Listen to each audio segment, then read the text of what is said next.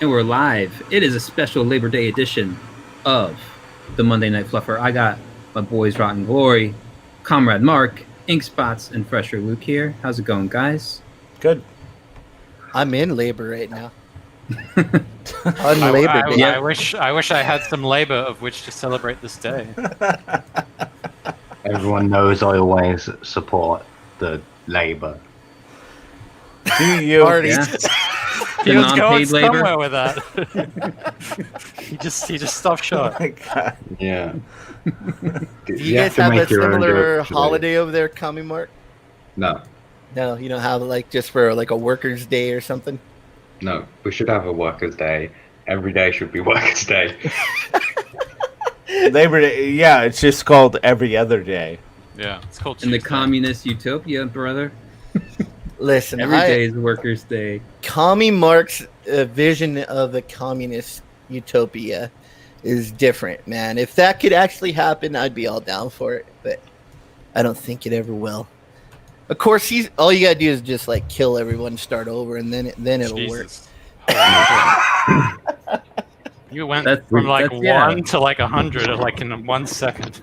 I know. That's in a the specific- communist way. You gotta No, get rid of this all the is- people that are fucking it up, and then you can finally make it work. This is the way of every false fucking utopia that ever existed. Is just kill everyone. If we start with a small enough number of people, it'll be fantastic. It's like the It'll news all says over work here. out. It'll all be wonderful. But it's a fiery yet peaceful protest. Communism. What do you think of what's going on over here, Commie Mark? All the Yeah. do you get to see all the crazy stuff we got going with the riots and stuff over here? Yeah, now that I'm in right-wing Twitter, I see the other side of it as well, like your side. So every time that I've been on Twitter before, like I've been in left-wing Twitter in it, because obviously, Commie Mark. And this time, the algorithm fed me into right-wing Twitter in it. So Yeah. previously, like I would see unironic retweets of AOC, like and people were laughing at Ben Shapiro having a small penis or whatever. And now, like, That's oddly specific. now I get the opposite of that. Like people praising Ben Shapiro's small penis and like slagging off her and it. Like so I'm seeing the same images that you guys are in it, like of all the Antifa riots, all the Black Lives Matter stuff. But so the side that I'm seeing on right-wing Twitter is it's all the like all the ones where they look bad in it. Not that I'm saying they're good. Like you can see like the bias that you're presented with in it. Like Yeah, on both sides. Yeah. yeah, Right. yeah. That's- Well, to be Okay. fair, I don't think I've ever seen anything as brazen as like going up to people eating and fucking with their day and like Yeah. storming a restaurant and stuff like that. I'm just like, dude, like, how brain dead do you have to be? Like, how tone deaf do you have to be? Like, there's no way this looks good. There's no way you can cut this that it looks good for your side or whatever. Yeah, Yeah. what's the end result you're looking for here? Oh, you changed my mind.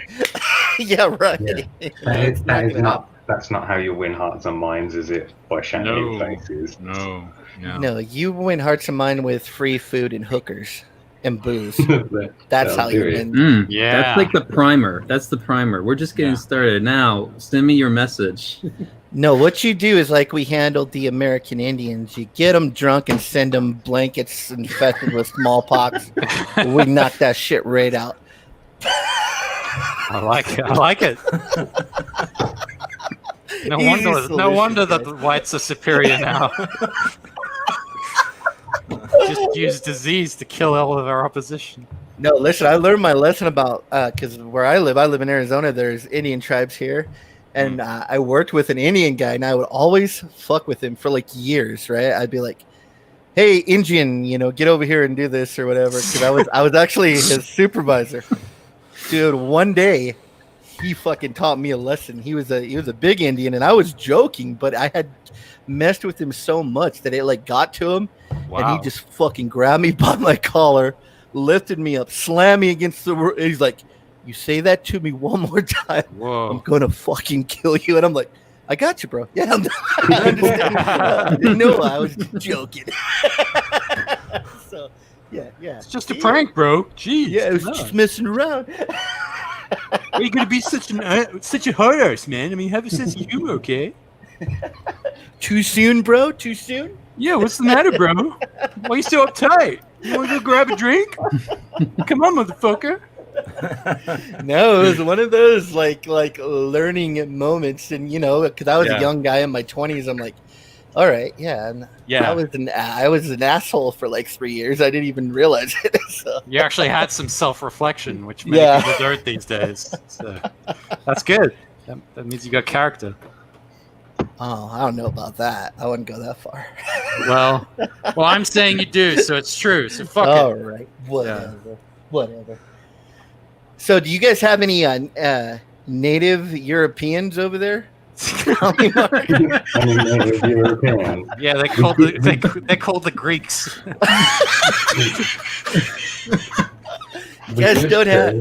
We used to like have the Neanderthals in it, but we genocided them like hundreds of thousands of years ago. Yeah, you guys were our model for when we moved here. So they were OG genociders. Yeah, I feel they like wrote the book on how to genocide. Yeah, I feel like England really deserves a lot of the blame for the way things are. All the wrong things in America, I mean, pretty much originated from England. It's an English colony. We learned it from you. Yeah. What wrong things are you referring to? Oh, I'm just saying in general. You leave it as basic as you can, and they let them fill in the details. I'm not admitting guilt, but if I was, I'm putting the blame squarely on England right now. Yes, well, it's better to blame others. Yeah. Those evil bastards for wanting people to be able to have autonomy and freedom. Yeah, exactly. It's terrible. It's fucking awful. You should have just paid your fucking taxes for the war that was That's what the IRS is telling me right now. You should have just paid your taxes. I said I needed that money for gambling.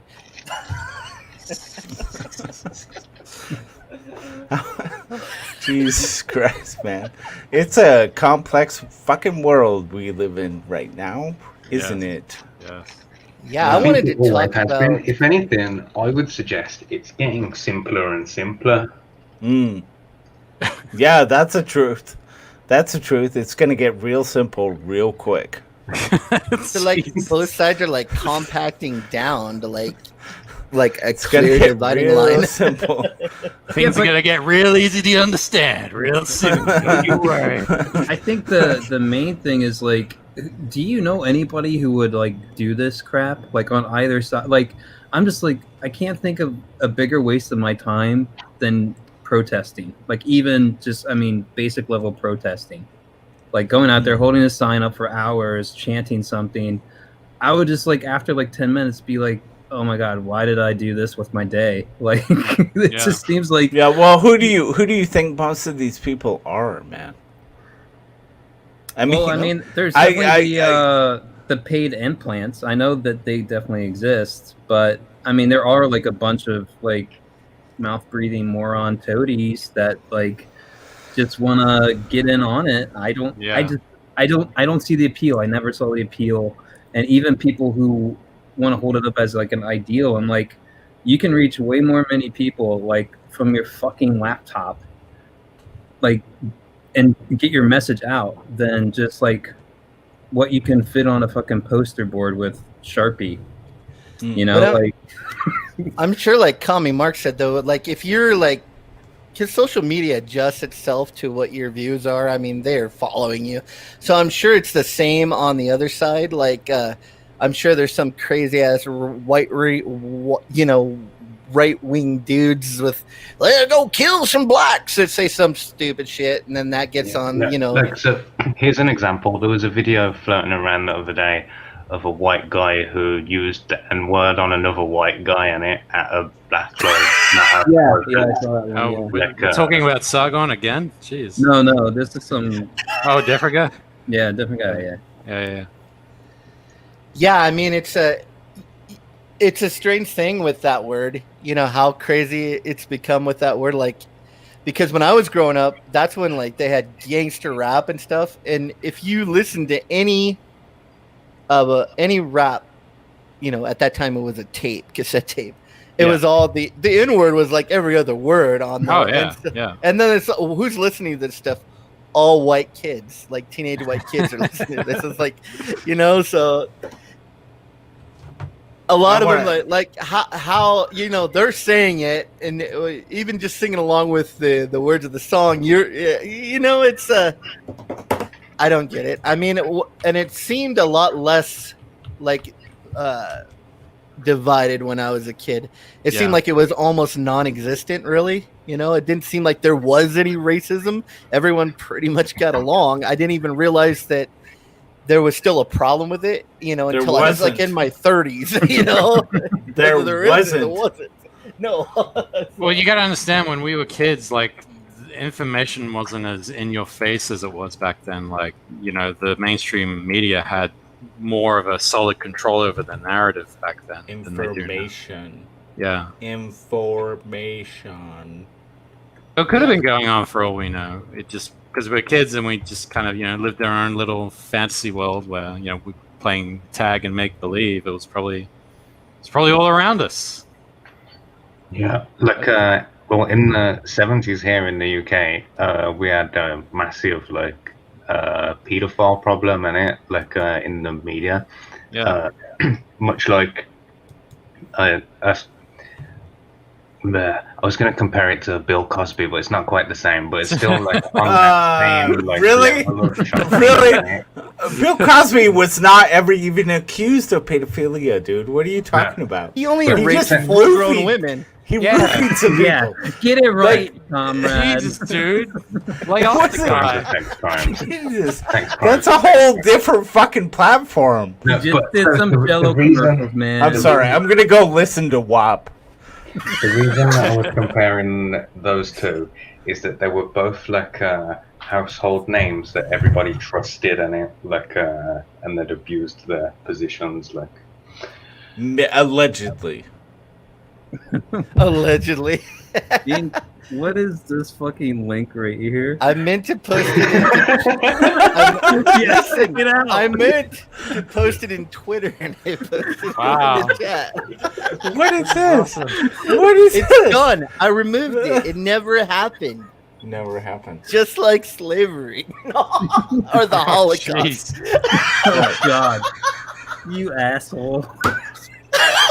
Your stream's you had gone, to go dude. there. Your stream's gone. Should we check the YouTube to see It's like whether or not moon they la- banned it again? It's like the moon landing. Last week, Like, some kind of miracle happened. Like I got myself kicked, and then somehow I just resuscitated. oh yeah, that was awesome. Yeah, So last week, Rot, he was playing all kinds of video clips, right? Yeah. YouTube canceled the stream. It was over, right? And all of a sudden, it just kicked right back on. Yeah. Like He was here for that, after wasn't they he? took it off, Yeah. it popped right back on, and we kept going. It was Because so they weird. realized you can't really fuck with star power. That's You right. can't fuck with star power. God damn it. So I wanted to Drunk talk Riders, the best. a little bit about Comicsgate, like kind of like what people have been talking about behind the scenes. Okay. And what some people, I mean, I've seen a lot of arguments today on Twitter with Donald DeLay about Comicsgate, about like we own customer service. And a lot of what people are kind of talking about behind the scenes now is there even really a Comicsgate anymore? Because a lot of it, you're kind of seeing people don't refer to themselves as Comicsgate that much anymore. Right. Is Comicsgate becoming just a bunch of small independent businesses that kind of think the same, and like It's it not becoming that. It always was that. Or no, listen, or is it becoming another mainstream? Is it the mainstream creators coming in? This is just another market for them. So that's kind of like the controversy that's out there because you see all the mainstream guys are starting to do the same thing we're doing, and the group of mainstream guys No, is they're getting not. bigger and bigger. And Name bigger. name one mainstream that's doing the same thing. Sean Gordon Murphy. I would creator. point Nope. to I would point to the Berserker thing being the Nope. closest thing to that. All right, jeez. What do you mean? It's not? No, dude. The Berserker campaign is a ripoff. It does not respect the fucking backers at all. Right. It is the antithesis of what Comicsgate does. Yes, but it's trying. I think it's trying to be the. Of course, it's trying. Yeah. Of course, it's trying, but it does not succeed because it does not respect the fucking backers. Well, we'll Yeah, see. but within Comicsgate, we're getting a larger and larger proportion of like the bigger campaigns are all pros coming in. You got the Chino, you got Malin EVS, you got the new Davis. It's all like the pros are kind of coalescing. So it's almost feeling like it's like turning into a new market for the pros. And I'm just being like I'm trying to start a conversation here. I'm not. No, I get what's that. happening. So, But it's like, are we afraid of the pros? Are we afraid that they're better than us? Why would Okay, well, are you saying that you can't produce something that's on par with the pro? Yeah. Like right out the gate. Of course you can. That's not what. Yeah. But what I will say about Berserker is that that campaign is very abusive to the fan. It does not deliver value. It is very abusive. I want to give Comrade Mark a chance to talk because we will lose a mic war. Yeah. So, I was going to offer an analogy to the scenario that we find ourselves in now. So, in soccer or football here in this country, we have the top league and then you have the league below, the championship is called. And the winner of the league below gets promoted to the top league, and that's how promotions work. So a thing that happens is often a team will destroy the second league, and all the players have done excellently, they've all performed really well, and then they get promoted to the next league, and then the club's like, oh, we need better players, and they go out and they get these proper pros and bring them in, Sometimes players on that team will be like, they're replacing us with these big guys who make more money than us, that's sad, and those guys fade away, and then the other guys will go, oh my god, look at this talent that we've got to learn from on the team with us, those guys carry on to achieve similar status to those big name people that the club brought in. That's what we're doing now. Okay. Kind of makes sense. I don't know if I buy it, but whatever. Yeah. Well, I think there's been new strata that's appeared over the course of falling outs and everything over the past year or so. Yeah. Yeah. I mean, I'd agree with that. I think everything that happened, it felt like there was this war that was going on. You didn't even want to go near Twitter for a month straight. Yeah, I'm someone who has kind of existential crisis on social media right now because I've just been staying pretty much at the same level as far as following everything like that, and I feel like Sweet Time to Get In was right at the start where everyone was feeling good about it. People had pretty positive feelings about everything. This is before the Doug split, the Mike split, all that. You could be kind of I would say a C tier talent and get pretty good backing and stuff on stuff. And the sooner you got out there, the quicker you got a feeling behind you. Now, at the same time, you have somebody say Critias, great opportunity, fucked it up. Just dumb number crunching on his part. Meanwhile, now we're at this point where a campaign like Pressure Luke's, kind of sits in the background for a lot of people. Now, I still think you're up and coming, Pressure Luke. Hold on, buddy. Hold on. Yeah. I see you ready to. I see you ready to pound. No, back there. I'm just like, yes. What are you talking about? Dude, you were like, I don't know. You gotta calm the hell down, dude. Just calm down, please. You're freaking everyone out. Oh, am I? You are so drunk, dude. You are drunk as fuck. No, I kind of feel like what happened in Comicsgate made like EVS and them guys having to pull their inner circle tighter. Yeah. And kind of like to defend against things like that happening again. So yeah. Well, and he was. That's kind of what I feel like. He was always at the crux of it. So I'm sure after like the umpteenth time he's had to deal with this, and he was trying to do damage control, especially in the Neil and Cecil war campaign blow up. Like he was really trying to do damage control, put the fire out on both sides, and get everyone to just cool their jets. And people just didn't want to heed it. And I thought he was navigating that land really well because he was trying to put very like inflamed egos at like a calm cool, and it just didn't happen. And in the end, he had like pick a side and everything. I think he's just over that. He doesn't want to deal with that bullshit anymore. I wouldn't want to deal with it once, much less several times. But yeah, this 4,126. I think this should be up to 10K at least. I think it's a worthy campaign. Yeah, that's what everyone's been saying. That I don't know what to tell you, dude, because I've obviously tried to do this campaign before, and I definitely want to get Rot's take on this as well. But it seems like, and this is something Doug's touched on as well, which I actually kind of agree with him on also. It seems less... I kind of see the things that are going on in Comicsgate, they're kind of making the same beginner mistakes that a lot of the mainstream guys made when they were kind of, I guess, quote-unquote, admitting sort of people who weren't necessarily making good work. They just had like a more stronger, I guess, personality presence on YouTube and online.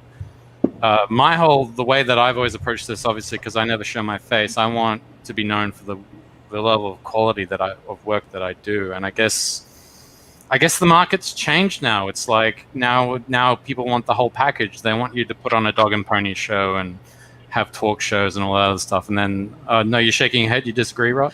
I do. I want to hear it. I want to hear it. Little Go, bit. Rob. Please tell me. Rebuttal. If you're gonna like, what about the Rob Willises of the fucking movement? Or like, if your art is just that good, nobody cares. You don't have to fucking be a personality on the fucking YouTube. Right. You don't have to be.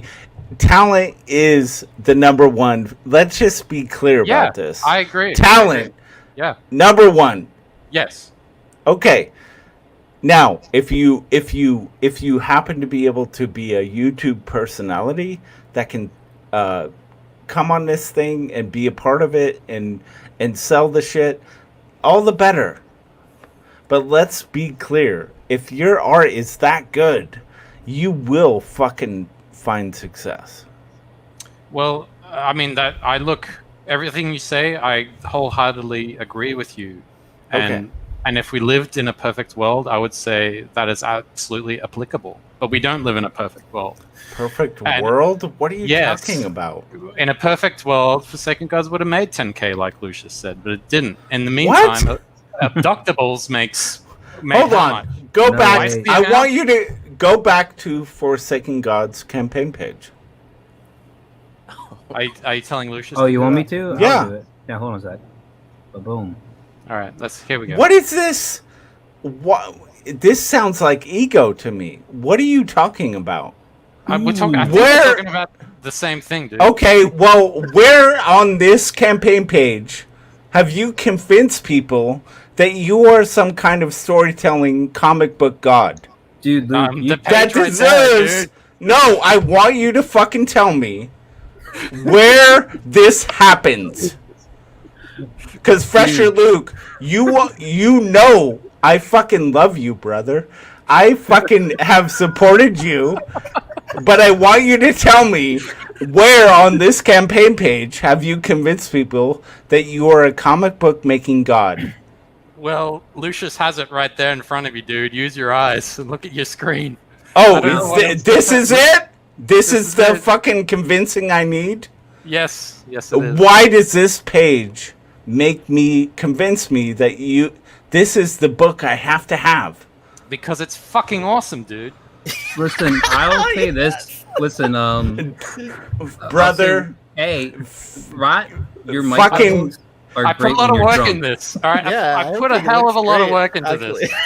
this. So I would put a say- lot of work into fucking stroking one out this morning. I don't expect people to give me 10K. Well, let me. What? Can I say something real quick? Yes, Okay, yeah, you're go talking about Rob Willis and the mega talent that he is. Yeah. Now, Rob Willis is a super quiet guy, and he does not have much web presence. And when he is on shows, he's very quiet. His microphone's always messed up. I've never seen like a really great interview with him. Okay. Now, he does not have that web presence, and he's not as big as some of these other guys either, even though he is such a great talent. And I think what Fresher Luke's saying is, like, if Rob Willis had the whole package, he would have $1 million book. Yeah. Of You know, course he would. He doesn't have the charisma Yeah. online like other creators do, and they're able No, to he doesn't. send that charisma to giant, huge books. And so there are some books when you look at them and and you're not allowed to say it, but you look at the book and you say that art is not very good, but the book has 40,000, the book has Yeah. 60,000. And so that book is almost directly dependent on that person's charisma or who they're attached to. I think that's what I think that's along the lines of what he was Oh, saying. dang. More or less. Like, Yeah. basically what I was getting at was that the old days of comic of guys like Jim Lee and all that, where they just made the comic and then they put it out and people just appreciated it for their draftsmanship. I kind of feel like those days are over now. I would argue. I wouldn't that, say completely. In even going back to the golden age and like Sure. when Stan Lee was at Marvel, like they did that as well. Like that they sold themselves as characters and personalities, and it like. Yes, I mean Stan Lee did do that. Yeah, you are right in that regard. But guys like Rob Liefeld and Jim Lee, I mean, back then you got to think of the times. Like there wasn't really much in regards to say the internet that we have today. And so they did give interviews, but like the exposure of their I know, I think- personalities wasn't great. They could sort of craft it a bit better in a way. But I mean, physically inside the books, and it. oh right, So, just before we get too far away from this image here, man, I really dig this. I think Thank this you. is Thank you. great fucking layout, great fucking depth, everything. And you have an animation background on it. yeah, I think you could like do just like even a very limited animation, like reworking of it if you're able to do that. Like Sure. Archer dude down at the bottom Yeah, corner, like releases an arrow. You see this fight between the red demon dude, Angel here with the spear, like the wolf that I guess a Valkyrie's riding there, barking or something. But these two giant dudes, man, just like a little bit of like. Just even like think of like Mortal Kombat fighting stance, Sure. like back and forth. yeah. Like if you put that up, like I think you'll just get eyes on your project. I think that's a really great fucking image, dude. Like Because that should be everything out there.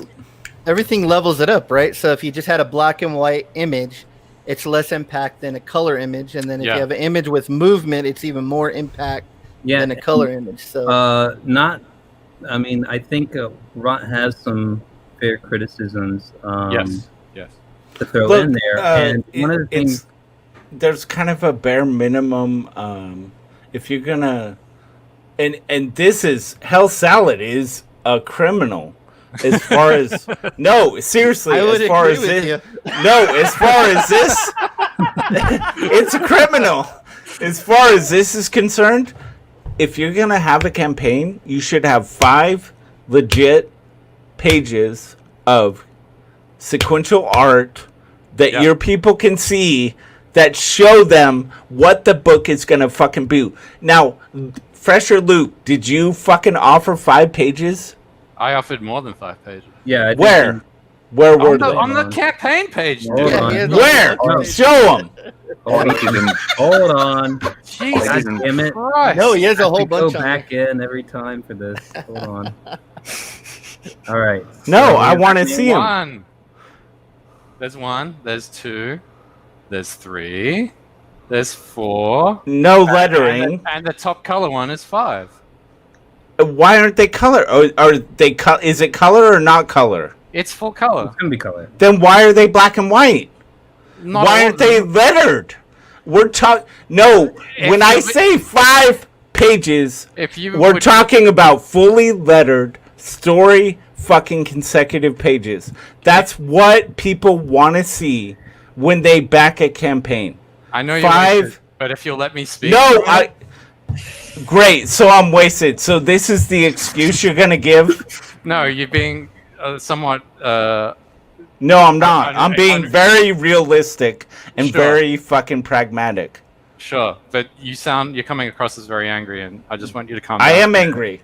Okay. I'm You angry, but to be fair, it's not at you. It's because America is about to become a socialist state, and Yeah. I'm probably going to get shot in the fucking head soon. Dude, So that's probably why I'm angry. No, but I get it. I It's get not it. about your comic. No, I know. It's like I totally understand that we're both in the same state, and Yeah. I share those fears. Absolutely. Yes.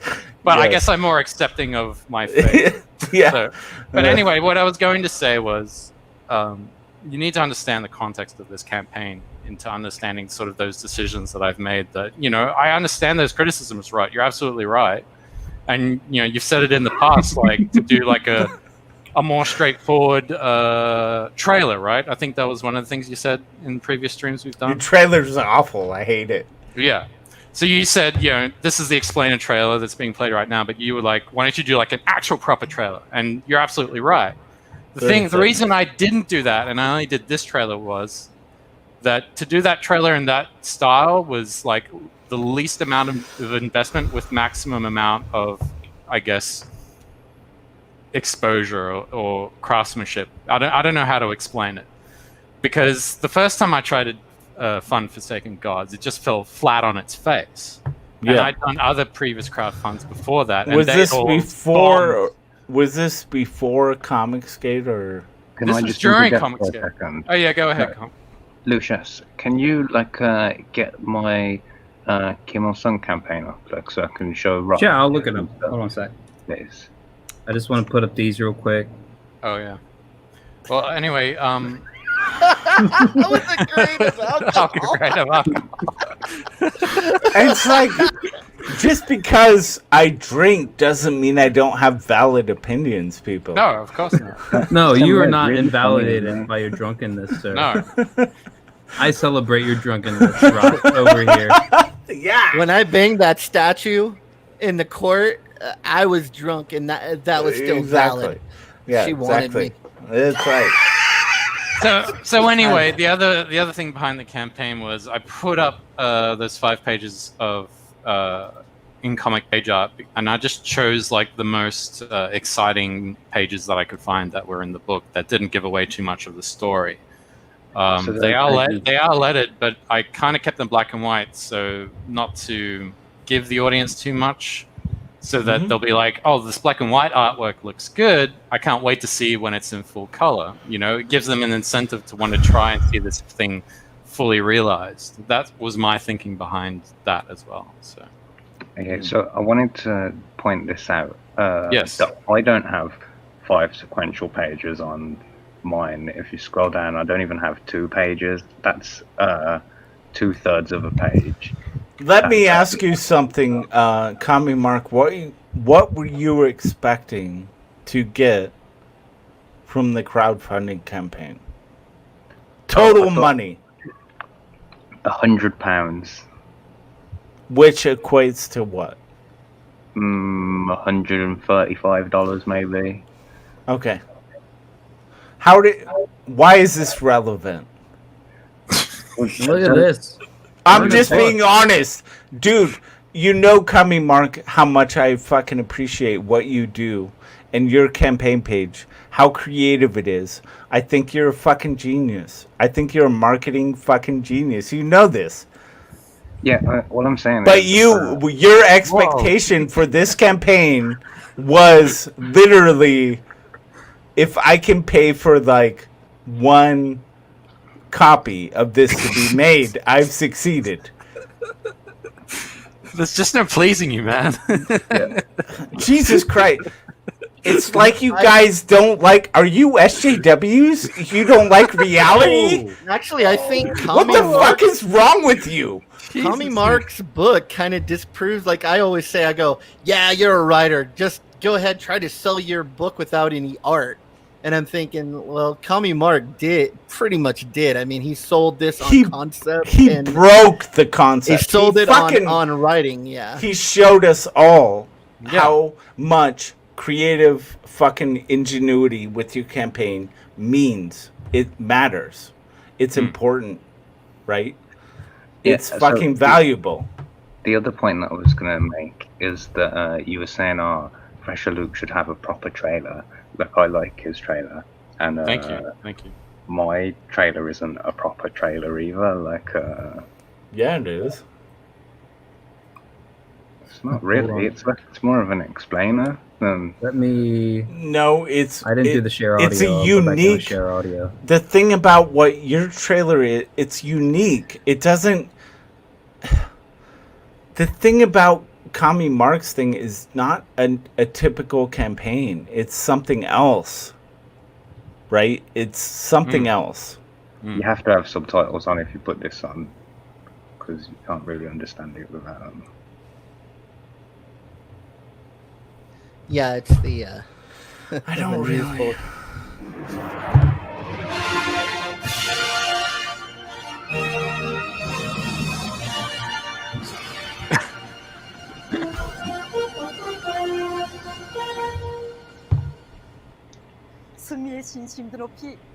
Greetings, comrades, and welcome to Best Korea TV News. Today is yet another awesome day here in Best Korea as the infamous Western comic book writer who calls himself the Gay Space Jesus announces new book, The Adventures of Kim Il-sung in Best Korea. The book is controversial in the West as using real undoctored photographs. It details the true historical outcome of the Korean War, our total dominant victory over the imperialist American dogs. Writer Kami Mark, the creator of Not Daredevil, seen here on YouTube, show Gay Space Communism. I might have this at high speed here. Yeah. No, normal. Never mind. Has come under fire from the bourgeoisie capitalists for daring to speak the truth about how awesome everything is here in Best Korea with this tell-all 30-plus page comic. And how the eternal leader and all-round nice guy Kim Il-sung is actually magic, and the rightful ruler of all of Korea. To celebrate such a momentous occasion in the history of Best Korea, almighty leader Kim Il-sung has moved the heavens and the earth to declare the month of February will be extended by 1 day. To celebrate the genius and bravery demonstrated in honoring my grandfather and the mighty Kim dynasty, we the people of Best Korea herefore and henceforth recognize February the 29th as Kami Mark Day. Street parties are expected throughout the streets of Pyongyang as the Indiegogo campaign launches at midnight February 29th. The comic will be available in 2 formats in both standard US and the more traditional Korean manga style for the low price of just 10,800 North Korean won, $12 US. Check out the Indiegogo campaign for more details.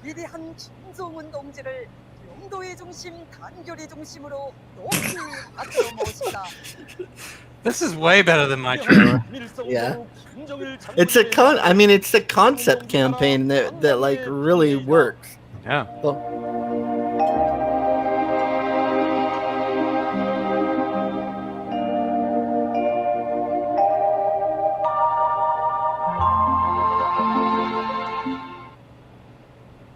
There we have it. Brilliant. Now put Hail Salad up for me, please. Oh man, you assholes! Ordering me around. I'm over here. I'm gonna go for it here. Is Rot ever gonna come back? Oh no. He just Oh, wait. did not want to have I anything didn't to do keep with track. Did he like leave or turn off his camera? No, he left. He got up and walked out. Ah, We he's saw him. probably having smoking. He's smoking, probably having a dude. smoke. Yeah. Oh, he's having a smoke. All right. Yeah. He does. He has no qualms about just fucking off and leaving if he wants. He just seemed so mad. He was just like, No, this is drunk rot. You have, Okay. I don't know if you've experienced drunk rot, but he hates you and he loves you at the same time.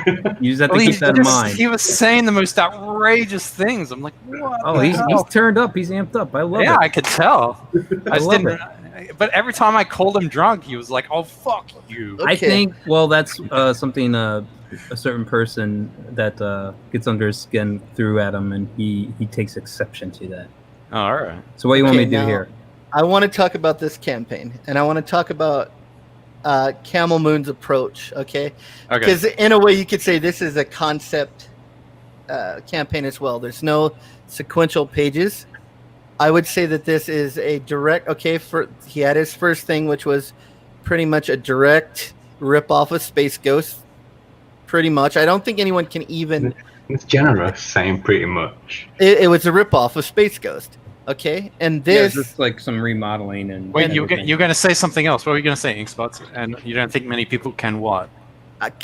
Can debate me on that. It's direct rip off of Space Ghost. He just used the cartoon and he made their mouths move to Ethan and the other guy's voices. Well, I mean, it's not a rip-off. It's like it's heavily inspired by Base. Well, you've seen. I think you've seen the Hail Salad. It used like Space Ghost. No. The licensed I don't know character. that. I don't know that Luke has seen the old ones. He might have seen the newer I've Hail seen Salad all stuff. of them.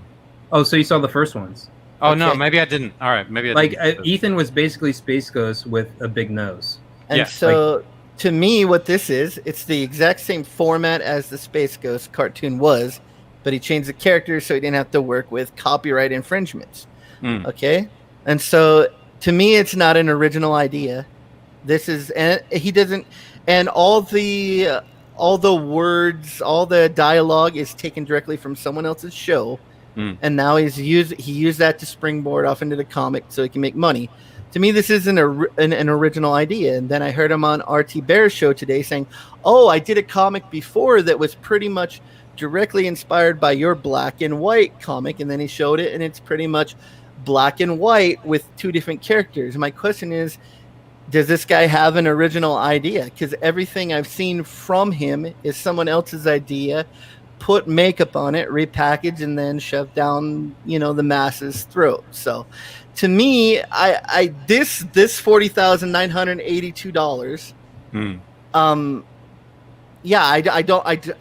To me, I don't get the concept. Other people get it, I guess, because they're fans of EVS. They like anything that has to do with EVS. But I don't get this. I don't think there's an original idea, an original concept.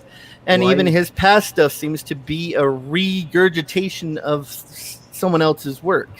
I don't like that. I think you should come. I don't know. I don't get it. And yes, there is some jealousy, and it rubs me wrong. That's what I'm saying. No, I mean, I think we all sort of get it. It's just something we can't put in words. But I mean, look, it's kind of hard for me because I'm actually friends with the guy. Like, I know the guy.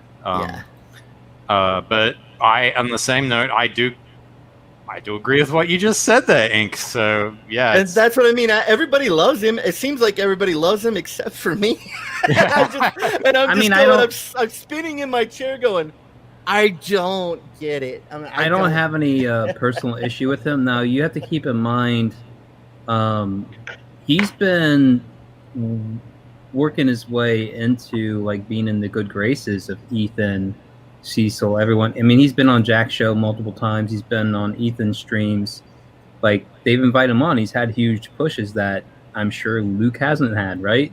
Yeah. And that was at the cost of devoting his time. And I told Luke, dude, just do an animation. Like, people eat it up. There's not that many. It's so time consuming. Like, it's really hard to put it out there. I understand. Like, you can't do it. You can't do it.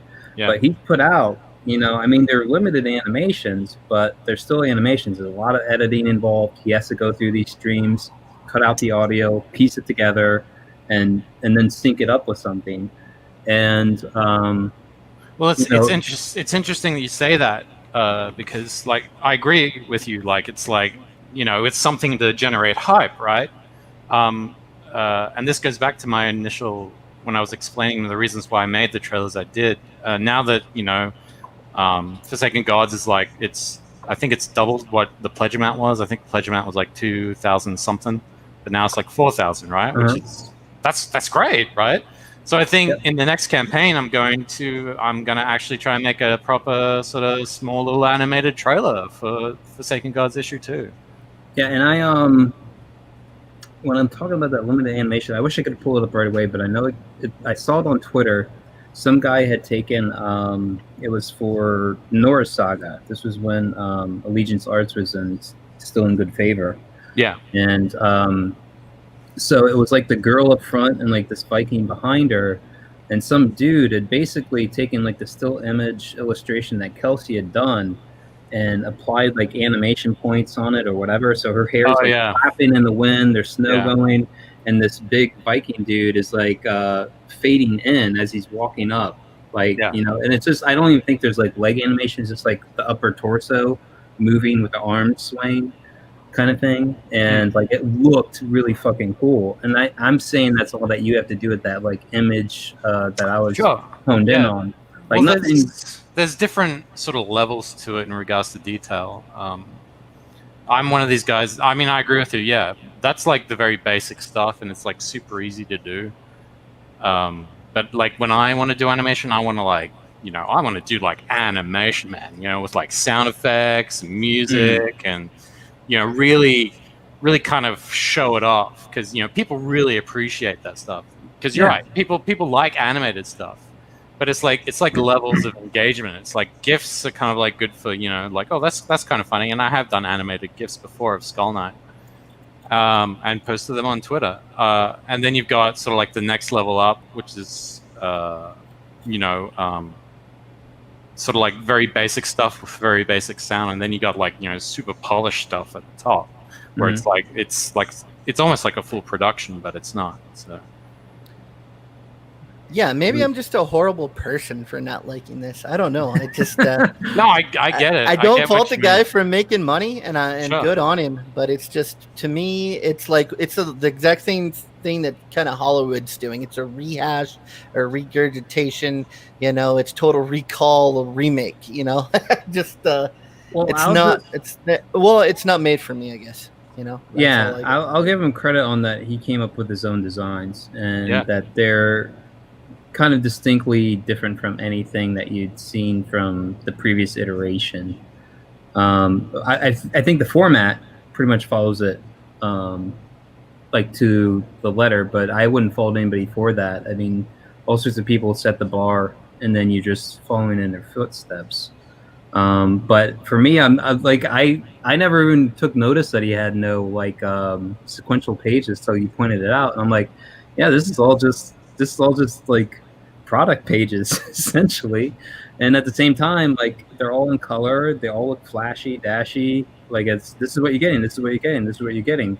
But to me, it's an IP, right? It's an intellectual property. But what, does he own Ethan's likeness? Well, that's the part that I would be very, very, because when I do, does he own ass titty that Dan Fraga came up with? Does he own that?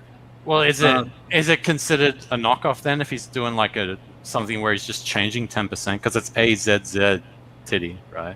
It's not ASS. Well, I mean, and I don't know that like Dan Fraga has ass titty, or I think Ethan was the one that first like started rumbling around. Like none of them have it like copyrighted or anything, but if you did, like it's not a big thing to change it. At the same time, yes, I would very much worry about using the likeness, voices, and characters of like all these people involved. And from the Lax Jack show, I know Anna isn't really happy about her like little mermaid. I mean, because most of the other characters, but you got Ethan, you got Anna, and you got Kelsey, which are basically just characters of their actual, personas. It's them. So, and even Doug Tenaple, I mean, I think we're even walking a fine line with Cash Grab doing the children's book. I mean, it's a fine line there, guy. I mean, Yeah. crazy lawsuits for millions of dollars happens all the time for less. Less, and like where you can't, like you would look at it and go, I don't even recognize that. For less, people are losing lots of money because they get sued. So now I think what I really don't like about his campaign has been like just the amount of stuff he's like done out there. You have this egg salad perk thing, which only showed up, like a week ago or something. Like it's 2 week only, so it's only been there at the tail end of it. He had something that was up front, and it's just like he's constantly mixing it up. I would worry about that from a fulfillment standpoint. Now go back through the art pages slowly here. Sure. See, I don't have a problem with the artwork at all. I mean, the character designs are strange. I mean, these are stickers. It's not horrible. It's not horrible. I'm gonna be brutally honest. I'm gonna be super brutally honest. Oh. Go for it. I could do a much better job and make a much better show just with my PC and After Effects. Well, if you have the time, I would recommend find a way to do it. Don't do what he's doing. Do your own thing that makes sense to you. But if you're able to do it, the way that I've analyzed it, what I think he's trying to do is or at least the way I would do it is sort of like Space Ghost, but with like a what's the name of that guy who had that talk show that terrorized his guests and played pranks on them? Geraldo or no, recent guy. Oh, Hannibal Buress was like his sidekick. Oh, Eric Andre? Yeah, so something like that, right? Where it's like, and here he is, he's back. And then you get in other stuff like, a good channel that I like to watch is Much Dank, where he takes like interviews and he chops them up and he makes them, rearranges it and makes it into this whole other thing, and it's super hilarious and ridiculous. That's how I would have approached it. Hey! Did you get some cigarettes, Rod? He's some back. nicotine, man? He's back. All right, let's try to do something fun now. I mean, fun. We've gone through the comic skate stuff, so yeah. I wanted to just talk about it because that's kind of what's like. All of us creators are kind of talk behind the scenes after shows and stuff, and that's kind of the stuff that's been coming up. So I just wanted to throw it out there and see what people thought. So although I do want to just a little more praise Connie Mark's way, because I feel like this is almost like its own performance art piece. When you look at this campaign page and you have the Korean text, you look at the even the tiers he has. I mean, 9 people paid for Burn a Book. Burn a Book, yeah. Over here. 9 people, $14 a piece paid for burning a book. And there's going to be a stream that he does to show that, yes, I've burned a book in your own honor. So it's even being fulfilled, documented. And that's something that's like something you can share out later on. And I remember, let's see, this is all original. It's the Sailor Moon thing. I hope it's here. And I don't think this thing took off right away either. He had to get on shows and like sell it. He had to sell it. That was the other reason that I started to bring it up. So we was talking earlier about how like that some people sell their books on their personality on it. Like and I'm another demonstration of that being successful, like as a method, because this book on it, so no one would have even clicked on the thumbnail in it, like without me going and singing and dancing like everywhere, saying look at this. I can honestly say when I first saw this coming up on my Twitter stream, I was like, what the fuck is this garbage? I would never, if you hadn't like reached out and been on the show, like even Rotten was like, you ain't coming on my show because I'm only Rotten would let him on the show. No, he had to change his mind. No, you changed Rotten's mind, man. So and like I love, like, look at the stretch goals here. Redistribute the wealth. All this dirty capitalism is making me sick. Like all this shit. Like you look at it, it's just like it's all in character. I almost wish in that trailer that he did for his thing that he had just kept it in North Korean monetary system and never even told you the conversion. But I understand you might have had to do that. And I love this fucking Sailor Moon cover that he did here too. And that was Captain cover. Fuckhead that did that, didn't he? No, the Sailor He did Moon the cover. Captain Fuckhead, I think. Wait. Sorry, Kami Kami's saying something. Yeah, the Sailor Moon cover has its own story behind it, right? Like originally, I wanted to do the trading cards as a series of like Kim Il Sung manga tropes in it. Like I wanted a Kim Il Sung Pikachu and a Kim Il Sung Gundam, like and a Dragon Ball Z one, like and the whole set. And the most that anyone had done for me, because I wasn't paying people, like I was just saying, "Oh, please," someone drew me this Sailor Moon body with no head in it, like or it had like the beginnings of a head, like and then I was just like, "All right, fine, just give me that," like and I whacked the head on. The rest's all just made in like a Microsoft publisher like thing, and I just changed the color of the original Captain Fuckhead titles. Like, Now, did you just send the book? You sent the books with no protection or anything, right? You just sent them through the mail. I ended up sending them in real box things because there's like the stretch goals and stuff in it. Like if I just put the fanzine in the mail with a North Korean note stuck to it, you wouldn't get it, would you? Oh yeah, you definitely should have just had a stamp made. Stamped them.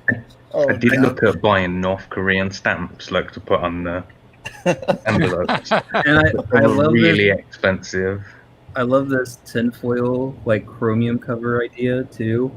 Yeah, and I'm just willing to wrapped bet, I'm willing to bet this is way more work than you thought it was gonna be. Yeah, like it is doing it. so much of a ball ache to do. Like it's funny idea. Like you think it's cheap and easy, but then it's like, wait, you actually have to cut the tinfoil, attach it to the comic, do the lettering, all that shit. Like I was like, oh man, I bet that's way more work than you thought it was gonna be. But yeah, these are all just like really like creative, inventive ideas, and it's like pretty much top to bottom, like in the style of tongue in cheek that the book is. And yeah, I mean, that was you having to get yourself out there and go around. So I think that's a lot to take away when you're trying to do a campaign. Is like make yourself available. And honestly, I think more people need to be taking pages out of the way this whole thing is structured here. Because so much of it is just like, I remember early days CG, it's like, oh, look at our creative team. And like, dude, they'd spend 5 minutes talking about people who had no real prestige or anything. Like, it could be one thing if it's like, oh, it's art by Ethan Van Sciver, like somebody who's industry pro where you don't really have to say more than that. But it's like they would honor everyone in their creative team. I get that.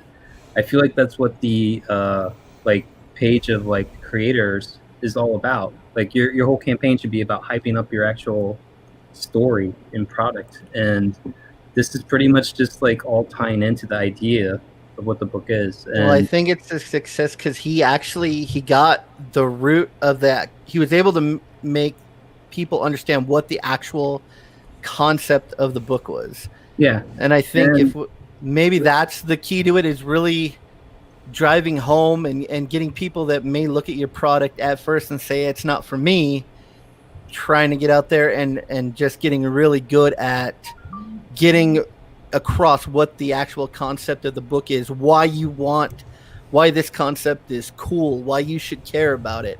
And so maybe that's the key, is just trying to get that clearly out there where people can, where you can change people's minds, I guess. So. Well, one of the things that was consciously in my mind when I was writing the campaign was that it needs to read funny, and it like that if so sometimes like if you go on a show and the host isn't like very skilled or whatever, my campaign, you can just read it out. Like your grandma could read it out live and it would be funny, and it like because it's written like for anyone to read out.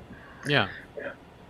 That's awesome. That would be hilarious. A grandmother reading that, and she's like from like from the World War, like during the Korean War times, and she's like, "Oh my god!" Just freaking out as she reads it. That would be funny, man. That would be, yeah.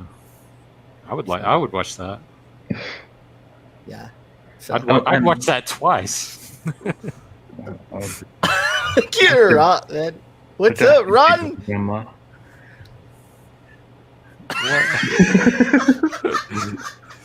Hey, Rotten, like point the pinky like towards the camera as you have it up, and like make it look like a worm. Haha, you know what that's the sign How would for? I do that?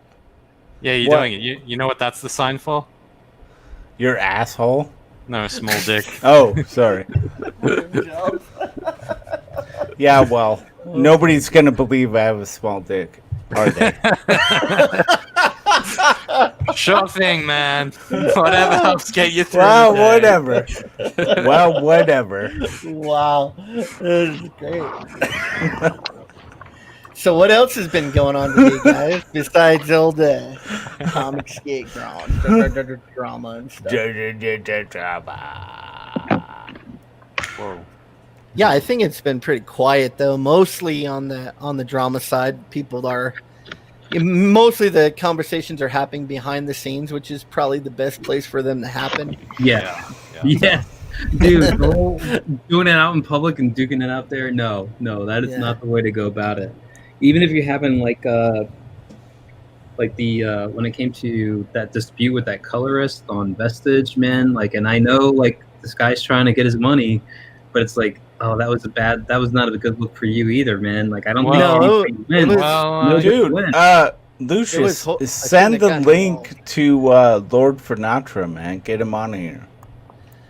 Yeah, with that whole situation, all I did was ask a question, and I got drawn into this huge thing, and I was used for ammunition to keep something going. I could tell that at that time they just needed something, they needed an enemy, they needed an evil to defeat, and I was there at the right time. On top of it, you were cash grab colorist, so I'm sure that added to like the Venn diagram and stuff.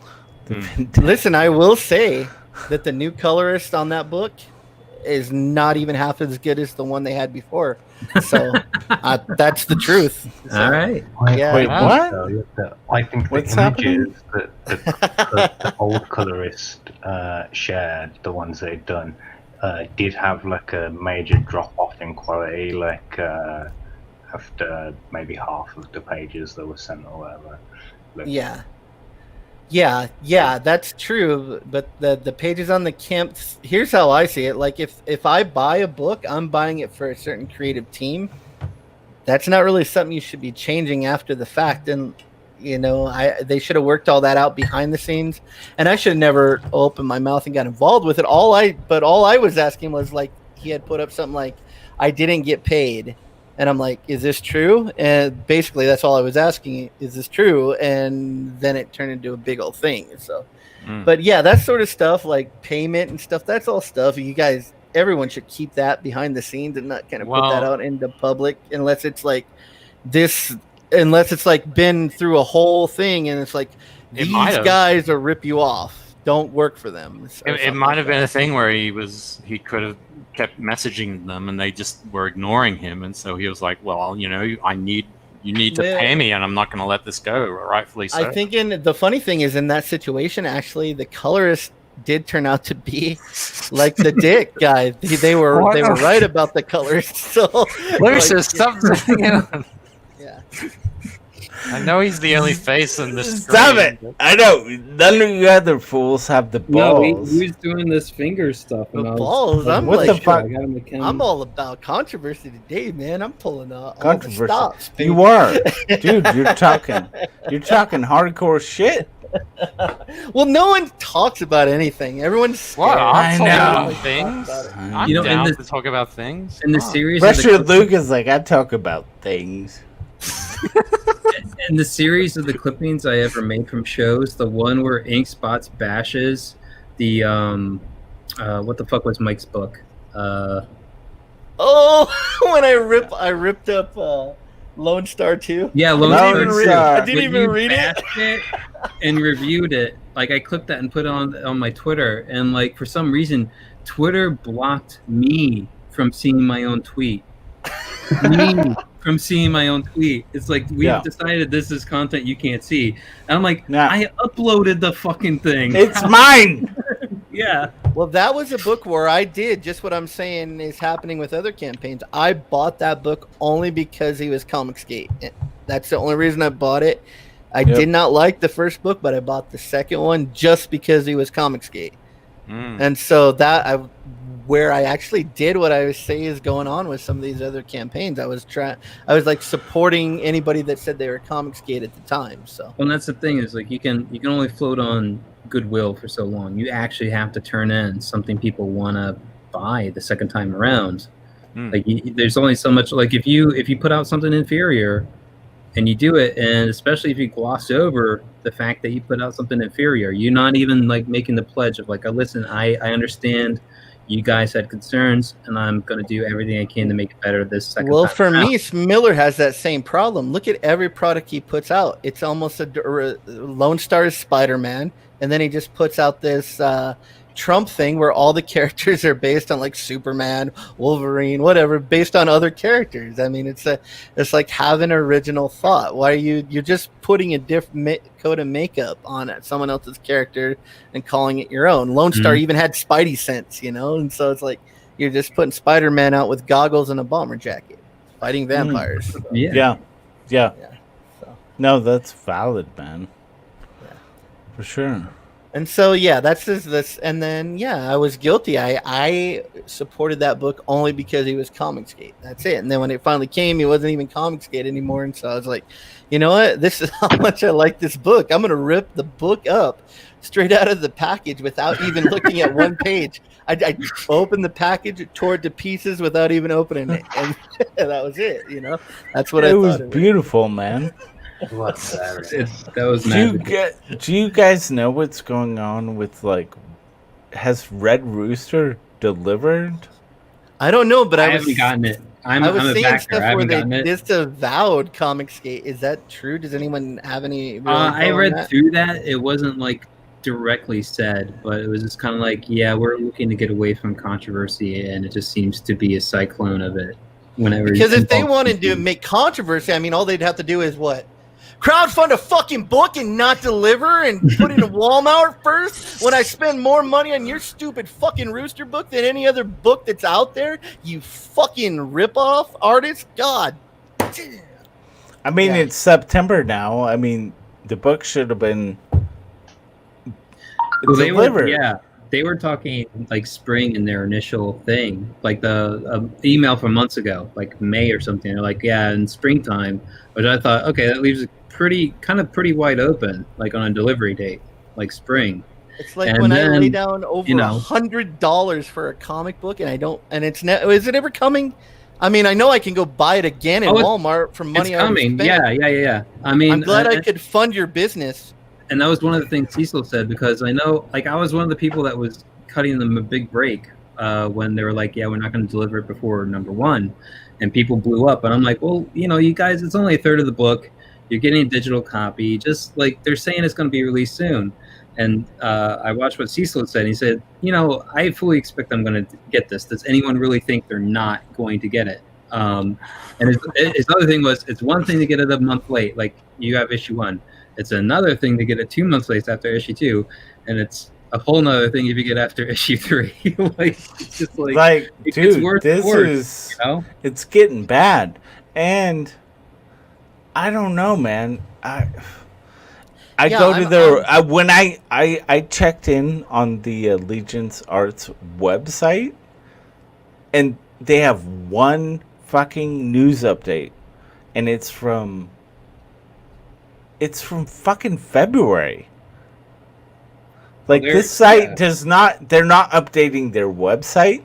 They're not updating anything they're doing. Yeah. What the fuck? Even if you're not a backer, like somebody who's pissed off from that side of the fence, if you're just like a new fan who bought the comic in the store, Walmart. You go to their website. Their latest update is from February? Right? Like, What? did they run out of cash? Are you? Like, that's what I'd be thinking. What? Like, oh, You I don't guess even. we're getting- You can't even type a fucking update. What the fuck is going on with you people? And for me, I would have picked up a couple of the other books they're putting out, but I won't touch another product that they put out ever. I will never do it.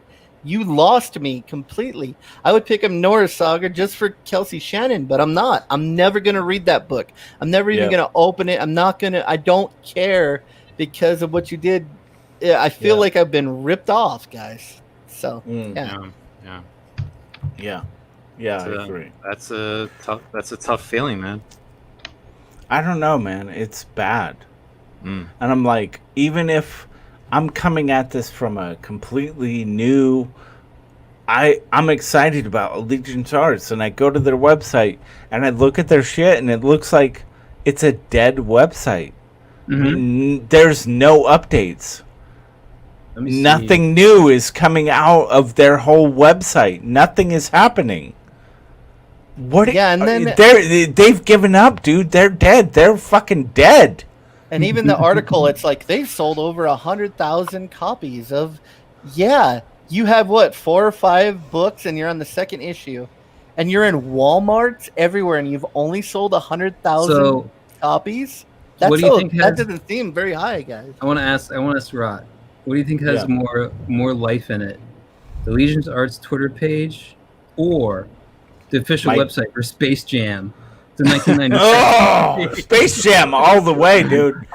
Dude, I guarantee you there are more people visiting this than Allegiance Arts website. Guaranteed. When was the last update? Dude, it's still a live website. That's the craziest thing. But this is from 1990s. Look at this background. Oh yeah, remember that HTML tiled background? Oh yeah. I remember my first website looked like this. It's just like yellow letters on a black background. Dude, people got paid real fucking money to make sites like that back in the day. And like they saw the writing on the wall when like their kid was coming home from school, like doing HTML coding, and they're like, oh wait, you're doing the same thing I'm getting paid it's like upper 5 figures, 6 figures to do, man. Like these sites in the mid 90s, late 90s, and they're like, oh shit, I guess I'm out. Has anybody else? I kind of noticed this today, and I don't use email almost at all anymore. I use all social media, and I use links, from the cloud to download information. My email, I don't even go there. Do you guys find that kind of similar? As well, like obviously I have multiple emails for multiple things. Like I never check. Like it's not a priority. I don't think, oh, I better check my emails. Like never enters my mind. Yeah, I've been getting progressively more and more antisocial as I age. So like I dropped Facebook years ago, man. Like I check in like every few months. This is why I don't do this. Like I look at the people and I'm like, all right, logging out.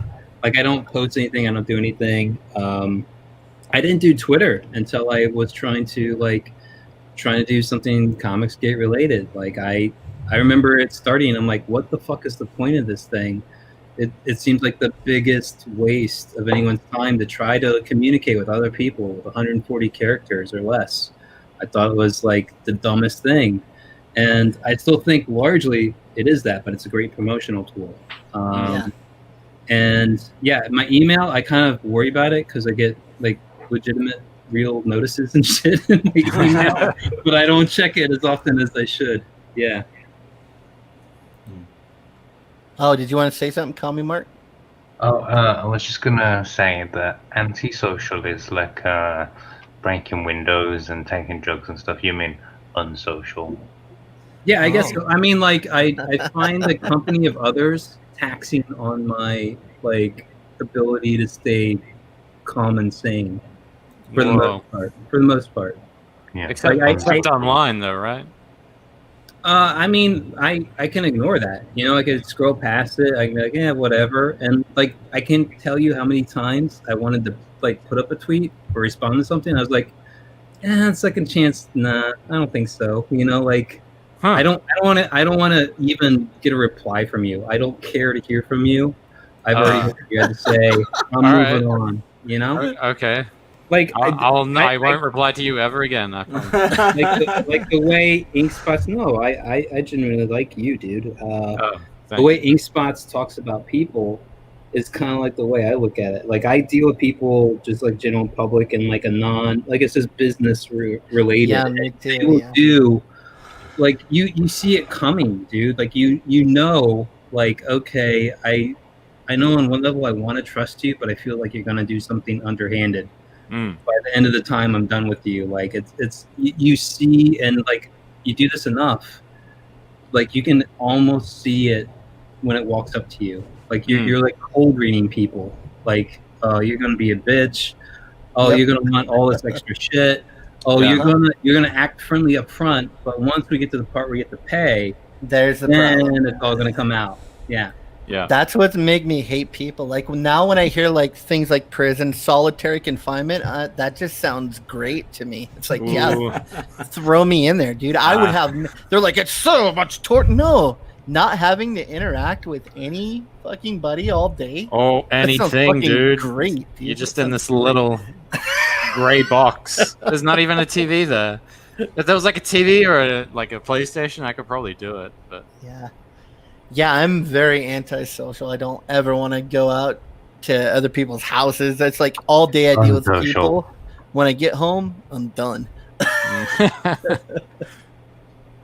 Yeah. But it's also too because in a business environment, you're dealing with a lot of different personalities, and most of the personalities you're dealing with in a business situation are all people trying to get more for less. They're trying to get value out of their money or trying to rip you off, one of the two. And it's like having to deal with that constantly. Every person you meet, yeah, it's yeah, you just don't want to deal with people anymore at the end. I get it. Yeah. Silence. Ron, you're not doing nothing but giggling and making hand signals. I know. What? Yeah. This is What? So Rod, how was the stream on Kelsey's thing? Like, what did you guys get up to? Oh, it was fun, man. We got Camo Moon up to over 40K. Yeah, Oh, great. awesome. Yeah, it was pretty glorious. And then we all decided we would get in a circle and reach across and jerk each other off. Whoa. And then it was really glorious. And were you at the center of the circle?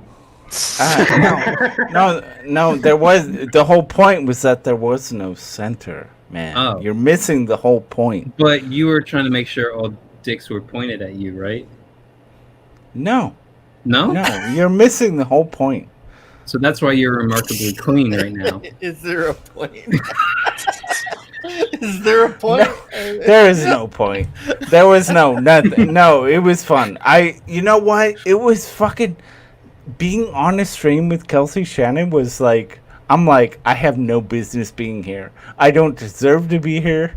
I don't have a right to even talk to you, sir. But I enjoyed it and I appreciated it. Actually, I was really, I was happy just to be there. Hey, Lucius, which episode of the Jack Show did he call out Forsaken Gods? Do you remember? What it would be under is the Jack Show Full Protection Redux. Oh, all right. Repost. Yeah, it's like towards the last hour, somewhere in there. He's going through like random. Well, not necessarily random. He actually handpicked these campaigns he was going to go through. Some were people he knew. Some were people he didn't know. But he made mistakes, obviously. Sure.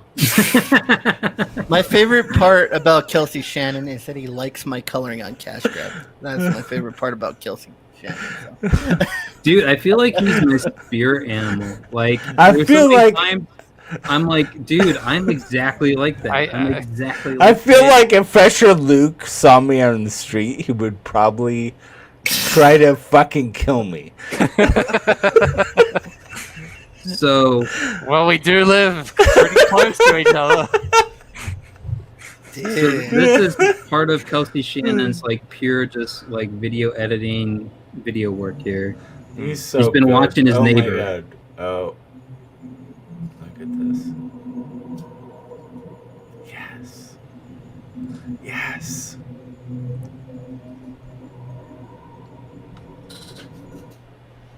Oh.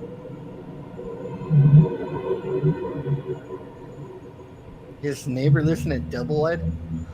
This Kelsey. His neighbor was never there. They've been missing. Kelsey is the best filmmaker I've ever known. He does do good shit. No, I'm serious. I made a drawing basically traced from that. When did this post? May 10th.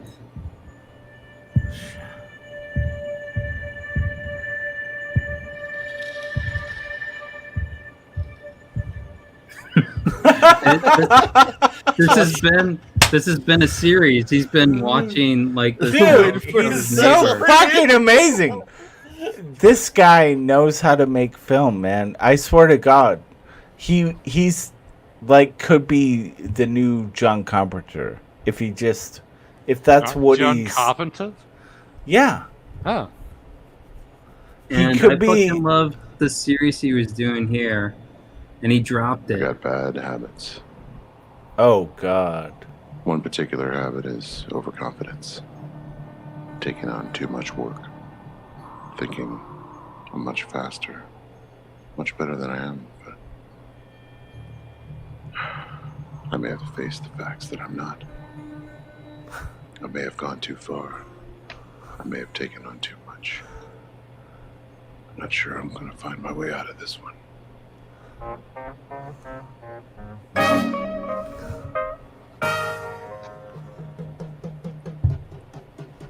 This week started off great.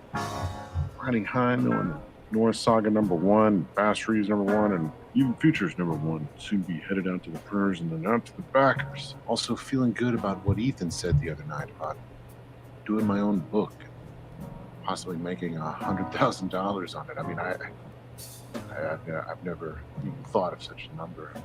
Making a comic book. I know something. This is also a very busy week. I'm starting to ink North Saga #2. At the world. And even start coloring Fast Reeves #2. Yeah, he was still working on the cover back then, man. This is January. Cecil's Cash Grab, which people have been God, looking he's forward good. to for a while, including myself. So this will be a lot of fun. It's going to be difficult though, because a lot of eyeballs looking on it. So in addition to this, a cover for Clint's Downcast #2, and a super awesome cover for Zach's super secret project, which you should be hearing about soon Expendables. enough. I go and decide to start rearranging my room. And this is when things... God, I thought Expendables was going to do $1 million.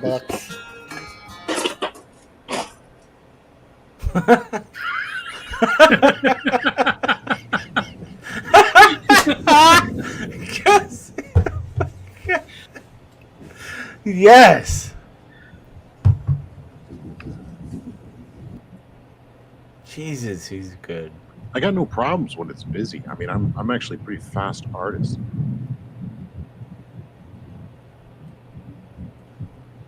I can negotiate a lot of work in a day pretty efficiently, but every once in a while you get on a project that's a tough nut to crack, and it just eats away at your time.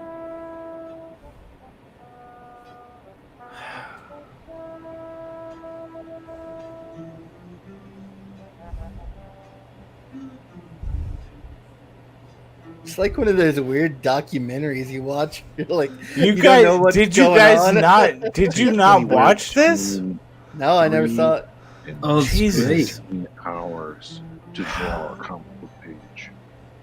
Sometimes that's just penciling, but in my case, it's I penciling. think you could sell this, man. I've seen stuff worse than this on Netflix. Trying to That's what I'm maintain a saying. schedule, I want him to do a campaign drawing just doing a video. comic book page or cover, and accomplishing real life goals like rearranging your room, cleaning, cooking, taking showers, friends, family, stopping to do anything other than drawing page after page after page for 3 to 4 weeks. And if you're doing a monthly, it can get pretty intense. I used to wonder how guys like Bobby Flay, are these celebrity chefs or celebrities of any kind, do tours and TV shows and write books. And, they're constantly on the move. They have families and trying to accomplish things in life. And just how do you do it? How do you do it? And the answer is pretty simple. They just never stop. Never stop.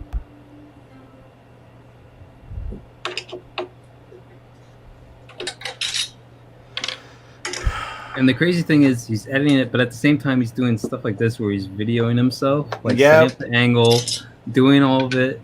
I feel the need to get these things sorted out sooner rather than later, because I've always felt 2020 was really the year that we've been building towards. And it really feels like that. The momentum has been building, the feeling of it all on this end. Dude, I'm so glad you showed this. Lucius, you're a master. Organized. I need to get my office, I need to get my workspace shipshape and filled with creative energy. Dude, I was watching this. This is episode 3 of like the series he did, where it's kind of Way like back, dude.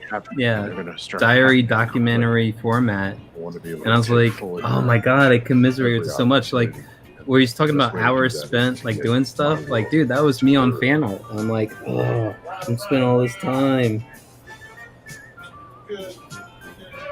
And it also, my goal is to do YouTube videos in addition to all this.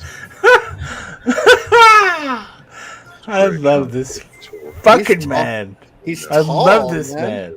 I didn't know he was that tall. Stretch myself. He's like 6'3", I think, 6'4". Wow. Yeah. Other territories. Gentle giant.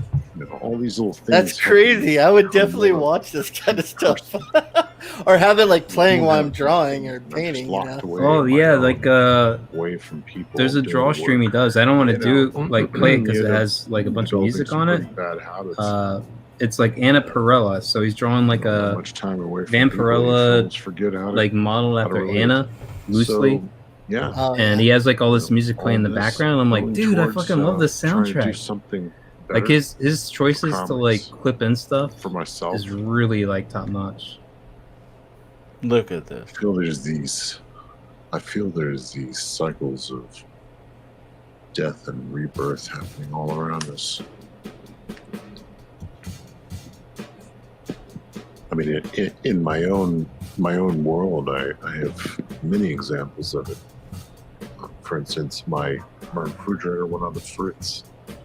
At the same time, my stove, I have all kinds of stuff like that where I jot down drawings for like that I want to do later, like sketches on like notepads and sticky pads, and I find them like years later. I'm like, sometimes it's like that's a great idea, and sometimes like, wow, I can't believe I thought that was brilliant back then.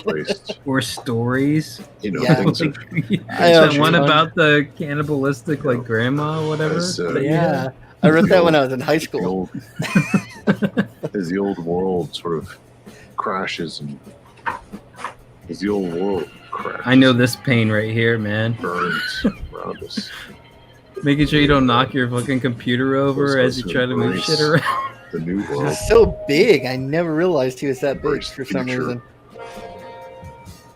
Oh, didn't you see him next to Liam in those photos? So, Maybe it's just a small apartment for shorter people. Again, so the rebirth,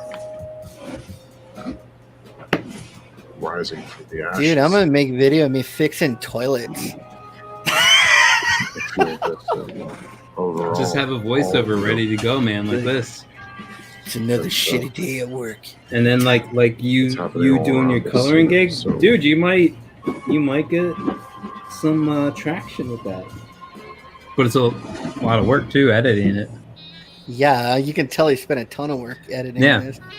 Well, and you have to understand, he had to set up that shot, putting the camera in the room first, and then moving all that shit. And the video is really good quality too on most of it. It's about this time the pace really started to pick up. Still trying to finish the reorganization of my office here, trying to finish Cecil's cover, which was taking longer than expected. On top of that, we got the Jack show, which it's always very hard to like work and do that at the same time. And I get an email from Zach today asking if I wanted to do a 7-page backup story in his super secret project because an artist had to drop out for personal reasons. Now, this is something that it's really, really difficult for me to pass up. So I don't.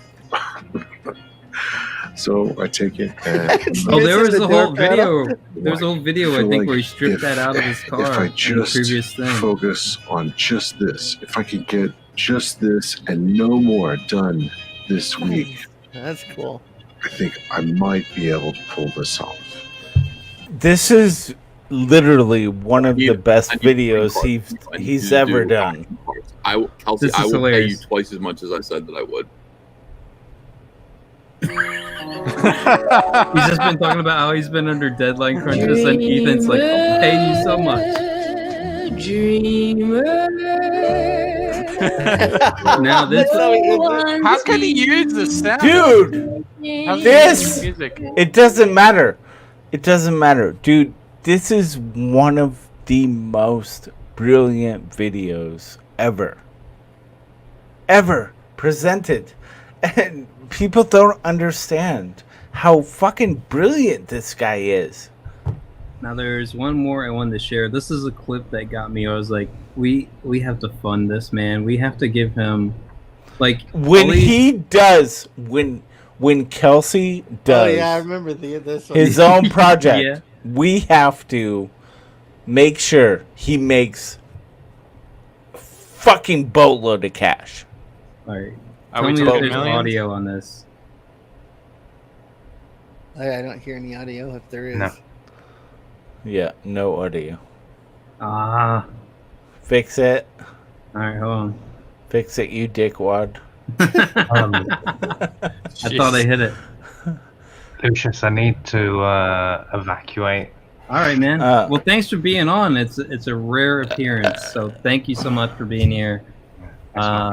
You added 0 to the stream. Whatever. No. You're And if awesome, you haven't Calvin already, pick up Adventures of Kim Il-sung in Best Yes. Korea. I'm still waiting for And my not super Daredevil. mega package. Yeah, and not Daredevil mail up or mail list. Sign up for that. I'm doing the burn stream on the 18th, like providing it's not raining here and it, and it's gonna be an open stream. Like I imagine it's gonna take a long time to. I can't wait for that. dude. Nice. I've been waiting for that for so long. I'm hoping to sell off all the rest of what I've got on the night and it, either to actual backers or to put on the fire. We'll see how it goes. Yeah, you should start advertising that one early so it's like out there and really hyped. Yeah. Hyped. Yeah, we'll definitely share that link, dude. Yeah. All right. Well, I've got to go All right, to bed man. anyway. I've got work in 3 hours. Later, All right. comrade. All right. Later, man. Good to Thanks see you, for being man. on. Bye. So this is like a short clip that he did.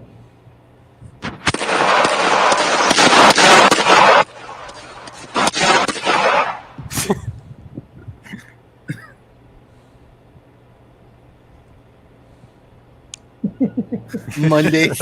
Yeah, I was just like, dude, I don't even get what's going on. It's just so. he's surreal. just shooting a gun off into nowhere. Love this And guy. like, and he's dude. like, when he was doing this series, of like really committed to doing the fucking series. Oh yeah. It was, dude. It was the best fucking thing I'd ever seen.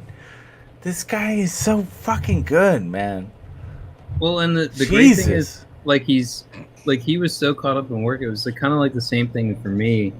Is like he'd be like, "There's controversy," like he wouldn't even know because like he's just so like deep in doing like constant back-to-back work that like when it was brought up to him, he's like, okay, nah, more than you know, yeah. And like there's a video in his thing about simping. What is it called? Simping easy or something. Simping easy, baby. Yeah, baby. Oh, he just had a date time on it, but it has simp like written out on the startup thumbnail, the question mark.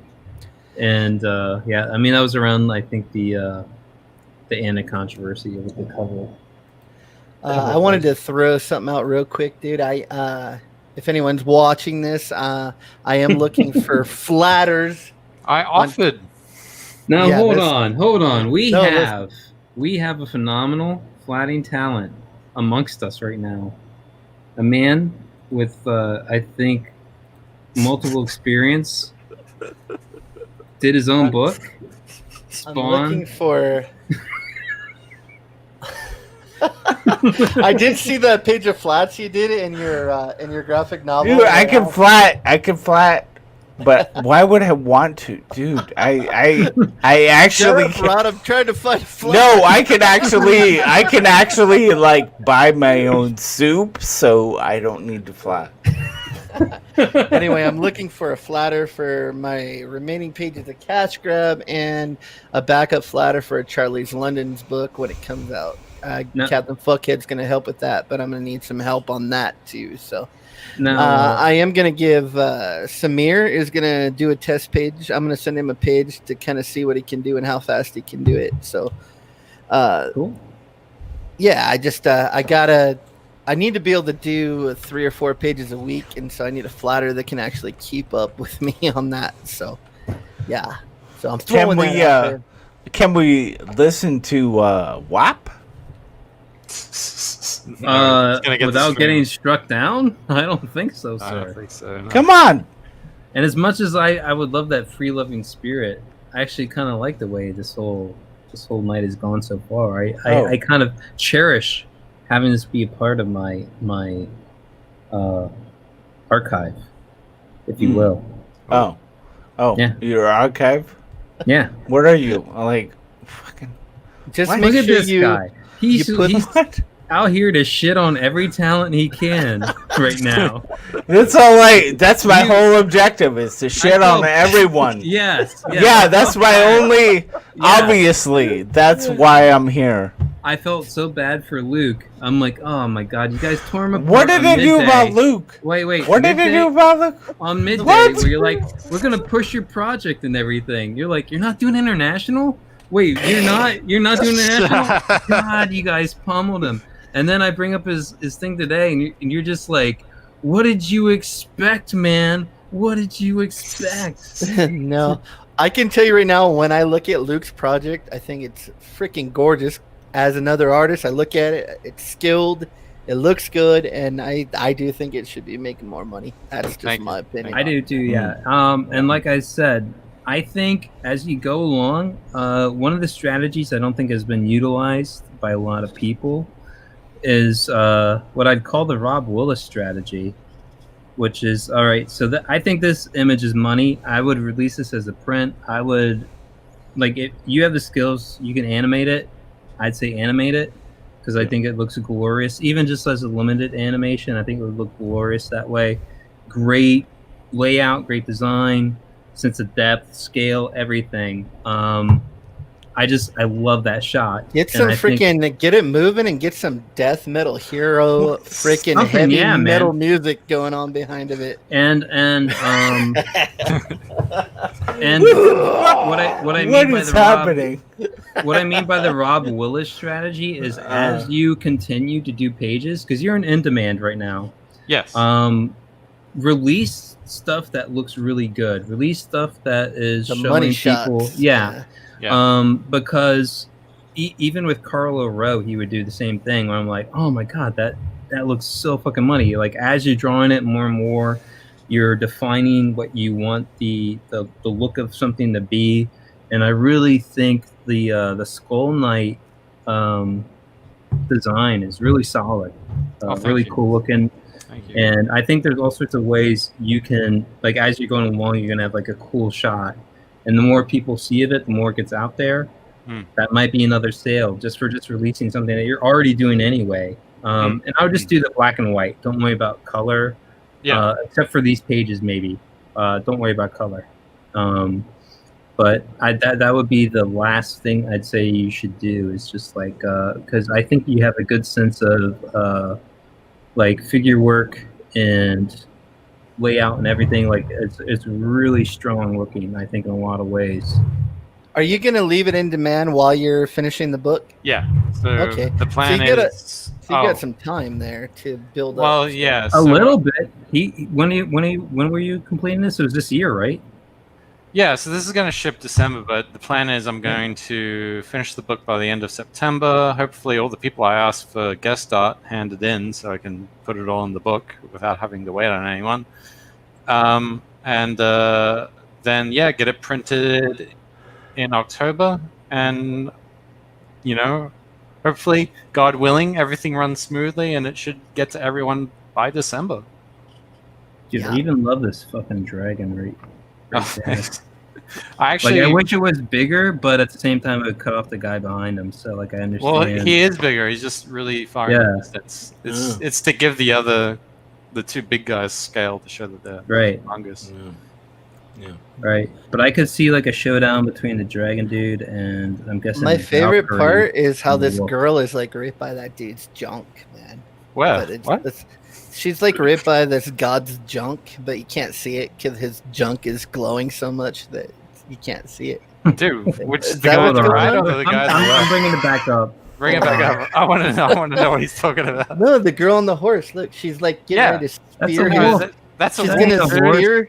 That's a She's wolf. gonna spear his junk, but it's so bright. Who's you can't who's see junk? it. Oh, Oh, this she's is not gonna the spear his left junk? guy's. No, she's gonna and- spear that tiny little winged man right there. Can't you see? I thought he had a gigantic glowing schlong, and it's so bright that you can't even see Where? it. Where's the schlong? You can't see it He's because it's talking so about the- bright. It goes straight to white right there. Talking about between the his- dude holding the axe. No, like- the other guy. Look The at other her guy? head's her head's Her right there. spear is going to the left, dude. The Like, chick that's riding on the yeah. okay, she's right by his schlong, and it's like Oh.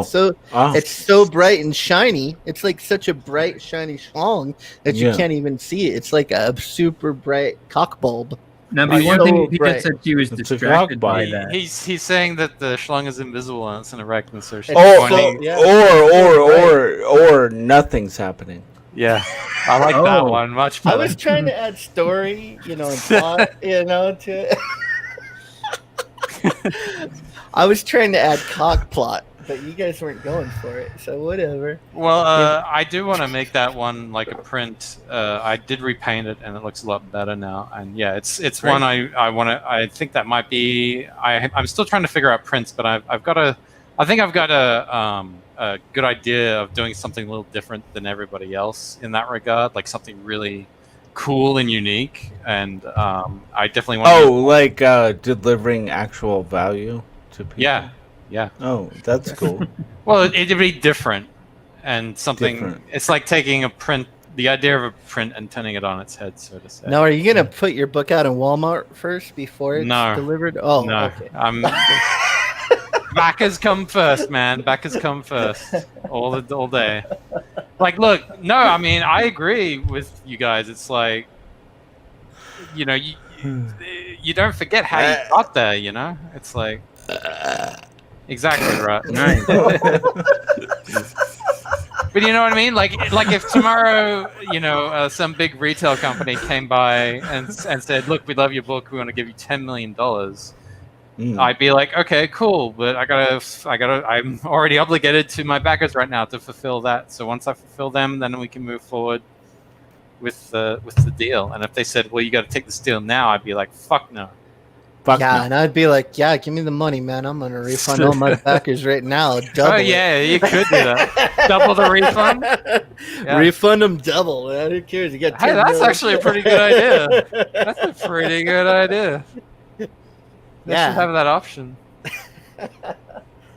Anyway, I did enjoy this stream today. I think No. I like to just talk about stuff that's going on, man. I think I'm tired of people all over just being scared to talk about anything, and I think you should just be able to throw it out there, talk about it, and put it out there. It's the sign of the times right now. It's everyone's walking on. Are you hiccuping, Rod? That maybe. That was such a cartoon thing to do. Yeah. Dude, there was a stream where I was hiccuping through it, and Rot was giving me so much shit. That might be, maybe. But then, Rot did it on one. I'm like, "Oh, you're hiccuping," and he brought it under control. Like he mentally focused himself and brought it under control. You can focus, you motherfucker. I always clench my butt cheeks and try to hold them together for as long as possible. That's right. And then I'll forget I'm hiccuping. Yeah. Oh God, guys. What is going on? Okay? Pressure Luke. Yeah. Oh no. X-Bots. Lucius, where are you in America? What is going on where you are? I'm East Coast, in the DC area. It's actually pretty tame where I'm at. I think things are going to get really bad. Going on. There's nothing going on except on the news where I'm at. Everyone is completely over the corona shit. No one's wearing masks. Nobody cares. Gives a shit. There's no violence here because we have guns and we'll shoot you in your fucking face if you do it here. And so that's what happens in Arizona. We don't put up with no shit. Yeah. Yep. So, do you think that we are under any threat of socialist takeover? No. There's still too many people that believe. I think it's just erosion, dude. It's one by one you lose your rights until you're backed into a corner. I think it will take 10 more years probably when people from the generation start to get older or start to die off, and then all that's left is a new generation. Okay. And then hopefully I won't have to worry about it. Cause listen, so much has been... that. Okay, you're making me feel better. So much has been given away already. How many district attorneys are letting these people who are legit, doing, killing people, like the dude in Portland who shot a guy, who was just one of these Trump supporters. There's no indication that anything happened, and nothing's happening there. No traction whatsoever.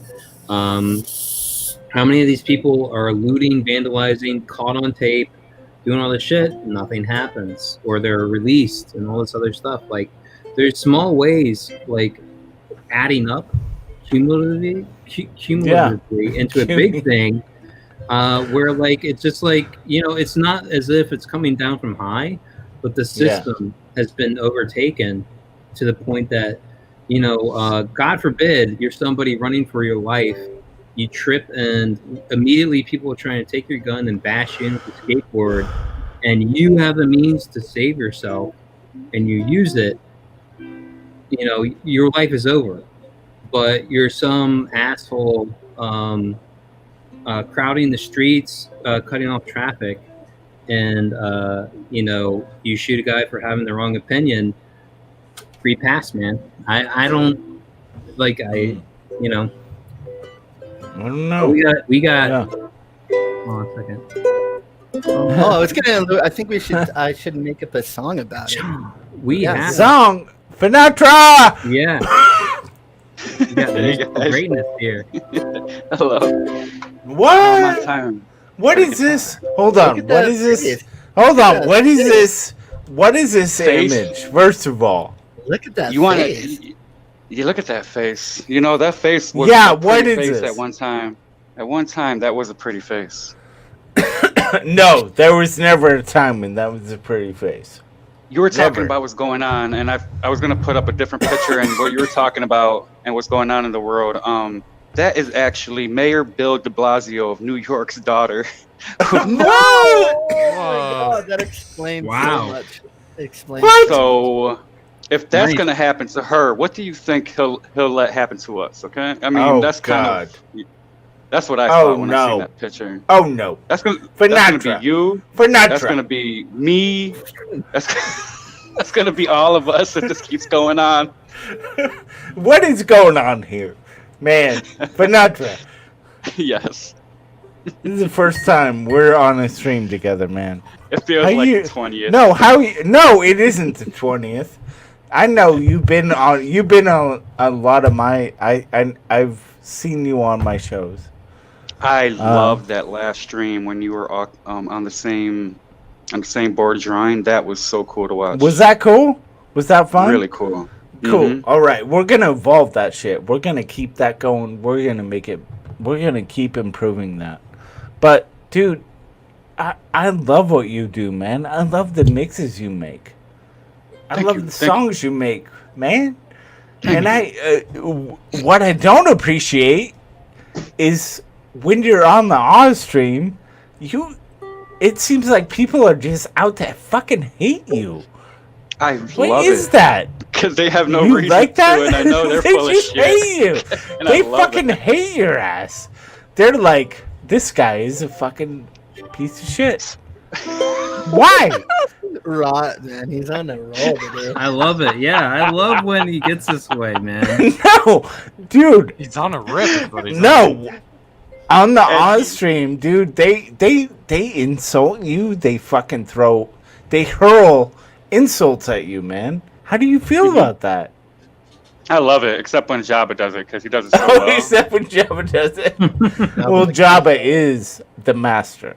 He's like a full-time troll, man. He's the master. So this was a piece I made, and Sinatra made a comment underneath saying "awesome post," and I was like, "Yeah, man, I listened to your song while I was drawing it. I didn't say that, but I literally did listen to your song as I was drawing it, and I played it at like half speed. I don't know what I was watching, but I had it at like half speed, and I was like, oh, I'm gonna go watch the Sinatra thing while I do this because I was trying to come up with the rules, and I know it's all in the song. It's all in the song. So I was like, I'm gonna play the song, and dude, I was like, man, this seems like really drawn out because I'm used to watching everything fast. So I'm like, Yeah. is this real speed or not?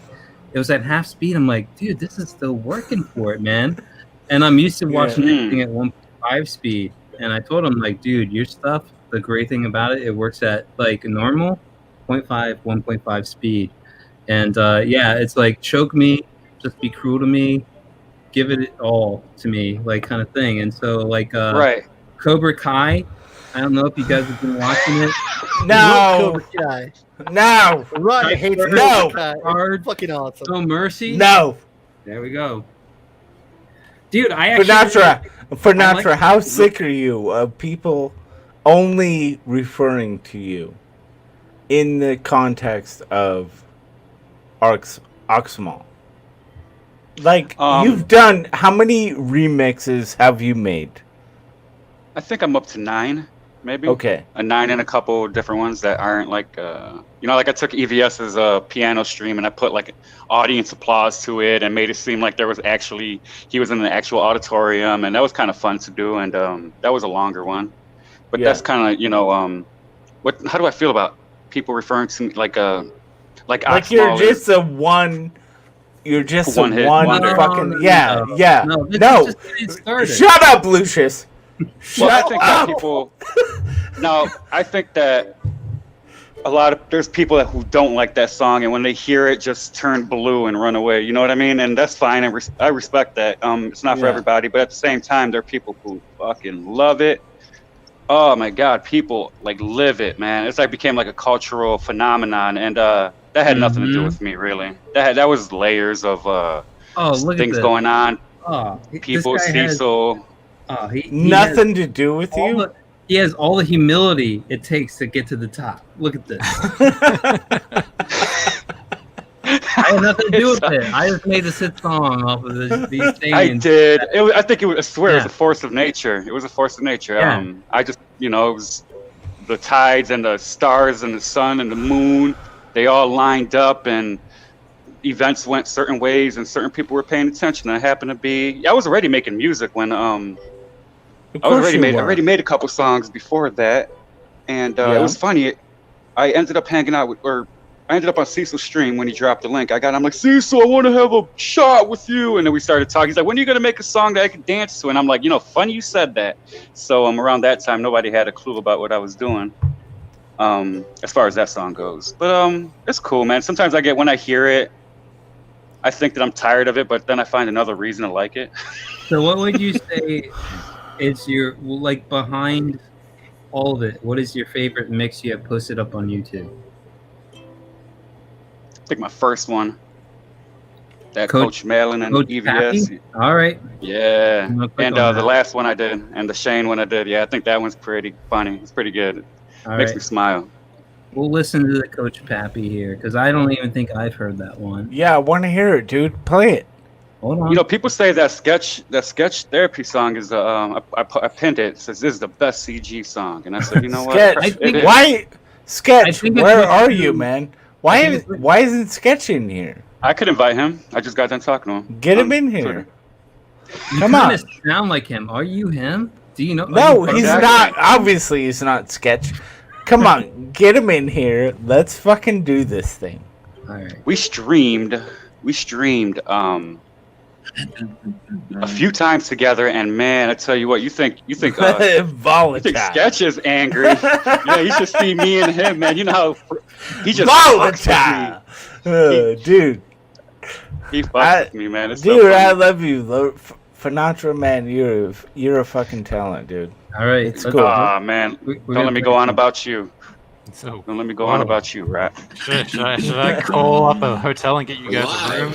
What's up, man? Soon. Yeah. Oh, man, we're spoiled. All right, hey, Ethan's live. I got my window open. I'm doing it. Rocking it. Pissed off. Ooh. It's on. Are you ready for some drama? That's cool. Clear cut. Let's lay this stuff down. Okay, go ahead. Properly. Ready? I hope you know a little bit about my character. We would see it go down like fucking Nagasaki. Hold on a minute. And this is what happens on the internet, guys. I can say whatever I want. Another excuse Pause to it. be offended. Lucius, pause it. Drama, and we will be justified because we all agree to Pause this. it. All right. So, Finatra, look, understood. This isn't like the most. It isn't as fucking catchy instantly. Not at all. Okay, but okay, hold up. Does it? The thing is that what people don't understand is that it's delving into something. It's giving you. There's context to this, right? Absolutely. See, and I don't think that people give you credit for that. Like that you're actually creating a context for something. And I left a lot of the context out, but anybody who knows what's going on knows exactly what they're talking about. I just didn't want to involve people that I don't want to have to answer to, or like, why'd you put me in that? Certain, I'm not no names, but I left their asses out of it. But right. Y'all know what he's talking about. Anyway, okay, continue. Yep. There is a catchy part in here. I didn't think of it that way, but yeah, that's true, isn't it? And this is what happens on the internet, guys. Just move the fuck on. Just move the fuck on. Just move the fuck on. Someone being jelly. I've been called pussy. You're calling me a bitch. Completely fucking cool, calm, collected. Don't be a bitch. And instead of just shutting your mouth and letting something play out, don't be a bitch. And you lost that fucking bet. And you should have just said, sorry, I was being a dick. You went and did it like a fucking asshole. It's crazy, man. Look, here's what men do. Every now and then we get in a little bit of fight. It's crazy. And we're drinking beer. Now, what I love about this is it's like a story, man. They used to do skits in the middle of like rap albums and stuff. Like, I'm thinking Eminem and stuff like that, where like they just have these little bits in between, and like it's kind of like meeting up in between a song and that as I'm listening through it. Yeah, it's not the most fun, you know, it's not like the most exciting and funnest, but like there is a certain grit to it that I like, and you know, not every song has to be a goofy, silly song. I like songs that have that roughness. You know, I used to rap, and you know, that's kind of my style. I like that rough kind of. I want to understand, like, why are you going on the Oz show and being a spurg? Yeah, why? I gotta give these guys something. I gotta. But dude, I gotta let these guys know. I gotta let these guys I gotta give them something, or they're just gonna make shit up. You know what I mean? I gotta give them something. If you're gonna talk shit about me, let me. Yeah, I get that. Reason. Okay. Give you a valid. All right. I'll give you that. I wanted to make a little. I was gonna ask, what do you think, Fresher Luke? About what? About what we're listening to. About the music? Yeah, how do you like it? Oh, it's great. Yeah, really well done. I agree. The reason why I haven't said anything is I agree with what you guys were saying. It's okay.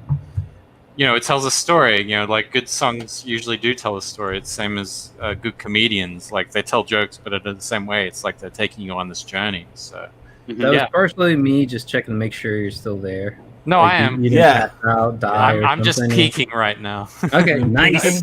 Great time to peak. I want it is an honor to be here with you guys. I see you a lot. You know, it's pretty cool. Thank you for inviting me to. Yeah, of course. It's cool to hang out.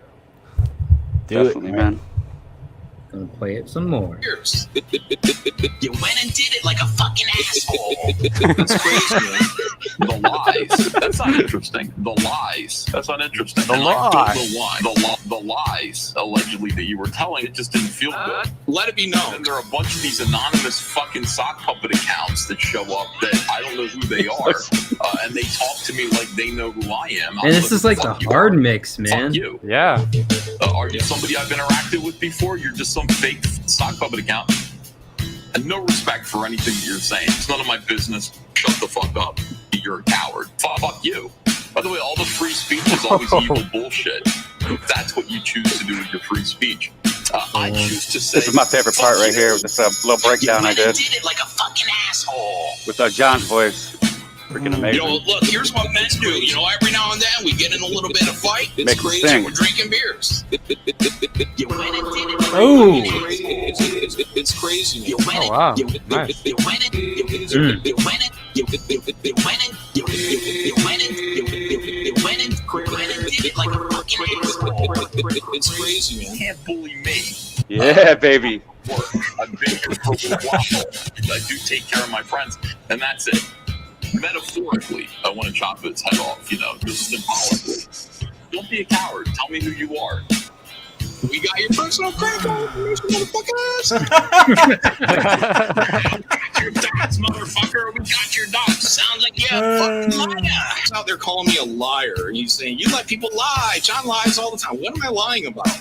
You know, listen to Ethan, the victim. I would love to know what John is You're not lying being about. an ongoing victim there. Yeah, I don't know. Yeah, he doesn't know what they're lying. Yeah, he doesn't even know anything.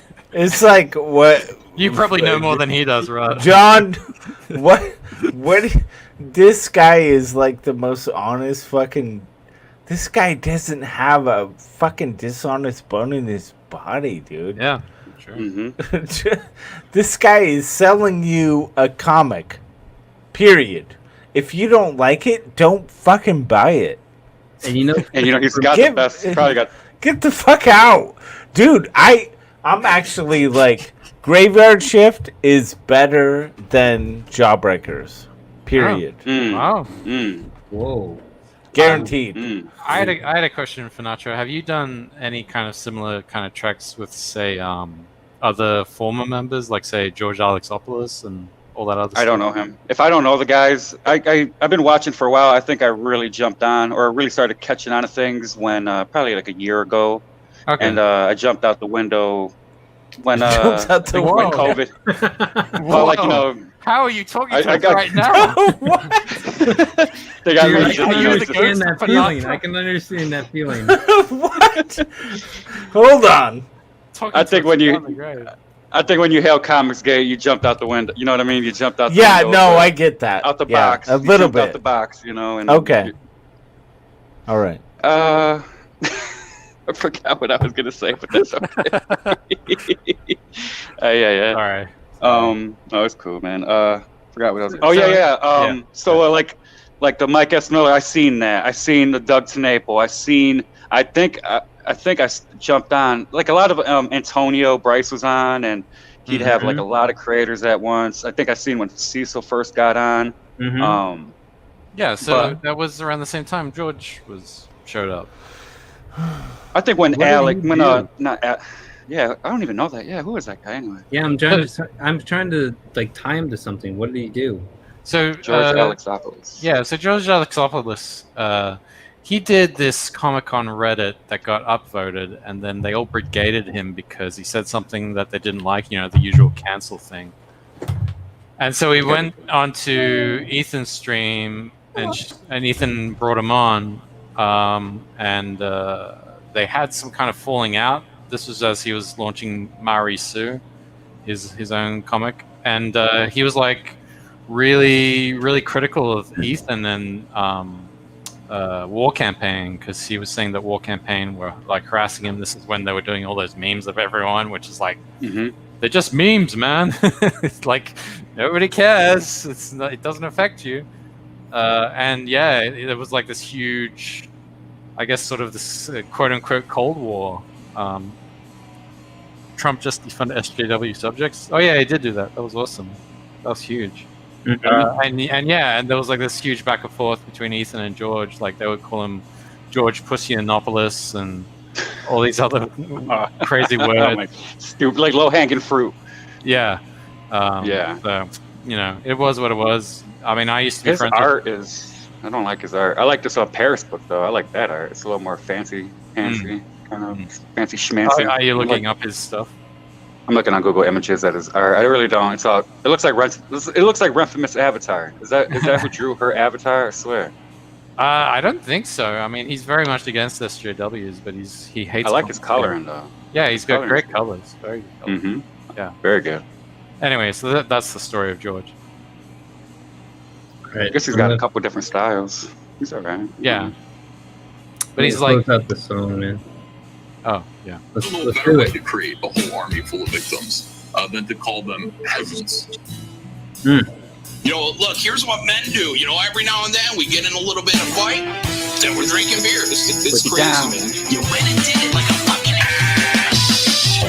You went and you went and you went and you went and did it like a fucking ass. It's crazy, man. What the fuck is he doing? What is he doing? John, come on, Mr. Megan. Hey, Cecil. What the hell are you guys doing, Wake? All up in that smang. Let me smang it to you. coming in and tie it in. Yeah. Just a minute or two ago, someone said to you, "You're John. I like you. You're a straight shooter." And as soon as that came out of your mouth, somebody in the chat had nothing straight about Cecil. I'm just a comic book guy on YouTube. Yeah, That he is. I think that's it's my first one. I guess it's the one I kind of put a lot of passion into, and something a little different with the sound, a little bit of a alternative, a little bit of hip hop, a little bit of funk. Yeah. How long did that take you to put together, man? That's like I'm listening to it and like it's like one long conversation, but you're cutting out bits, you're repeating bits. Like how long did that take you all together, putting together? This one, I think it took me a week. Wow. I think it took me about a week. But I think it's starting to come down to it that each song is kind of making a full comic page. That's probably how long it takes to draw it, ink it, and color it. I think that's the same amount of time it takes for me to make a song. You know, I could pump one out in like 3 days nowadays. But like that song there, I probably have to. My problem now is that I got to sit on these songs and actually listen to them for like a couple days to make sure my ears aren't deceiving me, because I've been putting up bad mixes. I get you. Yeah. Putting So I up think that's my bad thing now. mixes. So, Mhm. this image you're using to represent, man. What is that? I'm gonna show you. This is No, all tying in. Finatra. Yo. This image right here. This face. What is this face? That is the face. It's an omen. It's a I know it's an omen. It ain't good. It makes me uncomfortable. You know it makes people uncomfortable. What is that shit? He explained it already. It's the Where? When? I'll switch it because I know it's very disturbing. That It's was during the disturbing. riots. That was her mugshot. That was the daughter of the mayor of New York City, Mayor Bill de Right. Blasio's daughter. Okay, that was the mugshot of her that when they were rioting and she was setting a freaking car on fire or some shit or breaking a car. I don't know what she was doing, but she was out there. Yeah, Right. she set a fire or some shit, and that was their that was her mugshot. It's pretty good. But That's, this it's very thing, telling. this thing represents you now. It Don't. can. That's the scary. No, it it don't. Very. Don't, guy. Very fucking possible. That could be me one day. Give us something pleasurable. When I go on Oz's stream, that's how that's what my personality looks like. Pleasurable. Like, why do you get on Oz's show and spurg out? Don't and fucking give us that image, dude. It makes me. Every time I see that face, I basically want to chop my own dick off. Listen, that's what they want from us. That's how they want to see every American to look like that. Yeah, exactly. Don't That's what they fucking wanna do show with me us. that face. Don't do it. Don't do it. All right. mayor What of, are we? What? Okay, Lucius. What are we looking at? Oh, I was showing. This was my latest Mhm. post. Based off a Garfield strip. This is from last week's Jack show. I watched the Kelsey Shannon re-upload, Yeah. where he made it safe to upload. Yeah. Apparently. Yeah. With minor edits. And yeah, so there was a Garfield. There's this guy. I swear to God, you guys have to look at this guy's account, Lasagna Cat, on YouTube. All right. And Lasagna. like, he did this like hour-long examination of the strip I showed you. That was the Garfield strip, which essentially John Arbuckle, in place of John Malin here. Almost the same text, except for Java would be Garfield, and then you have Garfield smoking a pipe at the end. And that was the image I showed you before. Now, I have ready to go here the actual video, and I have it at a spot where you can kind of see just where it goes when it's getting heavy. This goes on for an hour. This is 10-minute mark, all right? Keep that in mind. Now, this is by date, so it's the 7/27/1978 Lasagna Cat stream here. I've done this experiment several times. You take the strip, you trace only the basic elements. You can do anything. You can simplify the shapes down to just blobs, just outlines, but it still makes sense. The thing is, this is like the Replace shittiest blobs with magazine Garfield cutouts and other cartoon out things. there. Replace John Arbuckle with a car parked in a driveway sideways. Cut that out of the magazine, stick it in. Replace him there in the second panel with a food processor. Okay. And then we put a picture of the planet in the third panel over Garfield. It still works. These are universal proportions. I don't know how best to explain why it works. I've studied the pipe strip and analyzed John and Garfield's proportions against several universal mathematical constants. E, pi, the golden ratio, the Feigenbaum constants, and so on. And it's surprising, scary, how things align. You can take just tiny pieces of the pipe strip, for instance. Take John's elbow from the second panel. And take that and project it back over John's entire shape in the second panel, and you'll see a near perfect Fibonacci sequence emerge. Oh, come It on. makes you wonder if you're in the presence of a deity, if there is some larger hand at work. There's no doubt in my mind that Jim Davis is a smart man. Jim Davis is capable of anything to me. He is remarkable. Who put this Is out, so dude? far beyond that. I think we might see that He's got a Michael this work Douglas of art thing is going there. revered and respected in years to come. Jim Davis is possibly a new master of the craft, a genius of the eye. They very well may say the same things about Jim Davis in 500 years that we say about the great philosophical and artistic masters from centuries ago.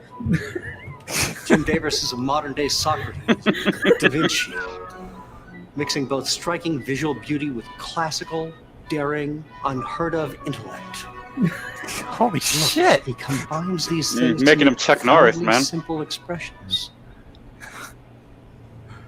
This strip is his masterpiece. The pipe strip is his masterpiece. And it is a masterpiece and a marvel. I often look at Garfield's particular pose in this strip. He is poised and statuesque, and his cat stare is reminiscent of the fiery gazes often found in religious iconography. But still, his eyes are playful, lying somewhere between the solemn father's expression in Rembrandt's Return of the There's Prodigal too much Son and substance for this Horace Silver's comic Da strip. Vinci's St. John the Baptist. His ears stick Realize up. I was better off being a useless drunk. It's as if he could than at any being moment part of pounce. this. He is, after all, a close relative and descendant of the mighty jungle cats This of keeps Africa. going. He- Holy Prey. shit! There is You could see the power like drawn from another Garfield's 40 minutes Another to hour this. to go. Holy fuck! third panel. Now, just You saying made this an now. hour This is movie just about coming. this shit. The third panel of the pipe strip is essentially a microcosm.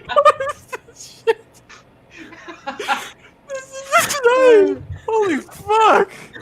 Oh, you're killing me over here, Luke. Damn, this came out in 2017. This is 3 years old. Yeah, Holy yeah. fuck! Why has nobody found this until now? Oh, they have. Holy shit! I see. I thought I have. saw everything. I have. I'm Luke's sweating mic right now. You're making me laugh. ahead of him.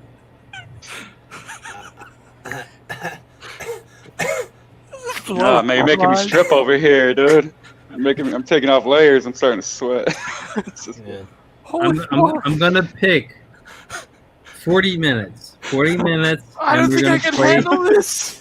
No, hold Too on. much. 40 minutes. I could barely get through 3. Fuck Hold off, on. dude. Oh. Lucius. Now, I have had cats my whole life. I have 3 cats now, and at the time of this documentary interview, I had 4 cats. I sat down for the interview and was joined by a veterinarian who specialized in feline. Dr. Carolyn Wilmans was her name, I believe. And the doctor discussed color blindness in animals and how it affects their behavior. She specifically brought up the fact that cats are red-green colorblind. They can see colors, but they can't tell the difference between red and green. And look at the color choice in this strip here. Garfield sits on a green floor behind a pinkish red wall. I heard this and I immediately pulled a copy of the comic from my wallet to show to the doctor. I moved so fast, I'm sure I nearly scared her. I pointed at the paper and said, like this, look at this here, this cat, Garfield, he's colorblind, he must be. That must be the answer here. Like this. As overexcited as I was, I managed to take in her response. She said, yes, a cat in this room would have a hard time differentiating the wall from the floor. Add to that cat's known spatial confusion, and you have the makings of a cat rage room. Now, she informed me this isn't exactly common knowledge among cat owners, but a seasoned cat owner or someone particularly perceptive will have picked up on it. So what's incredible here is not only is Garfield's behavior symbolic of the devil and all the evil constructs in the world, but also it is rooted in science and scientific fact. Look at that. You cannot spell fact without cat. Just some word. But getting back on track. And That's you a can't spell reach. track without cat. Okay. I digress. I got you. Enough kidding around. It is established here that Garfield is an array. Yeah. Yeah. Jeez, So you're holy intrigued, Luke. shit. You have to watch it now, No, right? I'm not watching this. I don't think I can handle it. I'd have to get like so fucking high, dude. I'd have to get as asleep as Rot is right now. I can't do it now. I started Like, dissociating. he is passed out. He's gone. Well, I think this is a good time to end the stream then. Oh, Yeah, you could just leave him he there. ended. He ended himself. Oh, well, son of a bitch. Rot ended himself? Yeah, he's not on here anymore. He kicked himself out. Okay. Yeah. That was funny. That was like crazy. Guantanamo. But yeah. That was like torture tactic video kind of thing to show the terrorists at Guantanamo. Oh yeah, totally. Dude, I watched through that whole thing actually. Really? Yeah, Lasagna Cat. Dude, it's hilarious. I mean, you're just like wondering how long can somebody talk about this stupid 3-panel comic? I feel like it's this a guy challenge. pulls it off. Yeah. I feel like it's a challenge. The challenge is you post that on Twitter and you say, "Tell me the time you got up to the point where you're like, I can't go any further." I watched through it, and I'm telling you, you will watch through it too if you give it the chance. Like, I don't want to go back down. That's like a deep rabbit hole, man. dude, you already responded. You were already like, "Oh my god, I'm getting my mind blown. I can't take this." Oh Like, yeah. Imagine if you just had that. I don't know if it's because I'm high in or front what, of you. Yeah. Blew everything I think about there was it. a lot of backstory on that Jack show. I forgot who was breaking it down. I can't remember, but there was a little backstory on the guy who made that video and his intent. Or like I think you got to check it out. I don't know where the timestamp is, but there's a little story. Talking about it. Cecil brought it up. Okay, Cecil. Yeah. And he's like, this is a guy that hates Jim Davis. How do you devote this much effort and time into it? Because like if you look at his channel, let me share it again here. Like he his history is like he uploaded this video and a ton of others. All right, this is Lasagna Cat account here. Which killed Rotten Glory. Yeah, like, and I don't know, like he subtly got rid of himself. I don't know how he did that there. But like you look at these videos, 3 years. These are all uploaded at the same time. Whoa. Essentially, like Wow. he made all these videos at the same time, and then you go to 12 years ago. Like so he like took a 10-year off time, and then he put these up. Holy shit! Yeah. No. There's this one here, 2/26/2003. Yeah. I can't show this without getting struck. YouTube has it out for this video. That's what struck down the Jack show. Yeah, don't play that. Yeah, it's a shampoo one, and you can see it there very clearly what it is. It's a great video. You should watch it.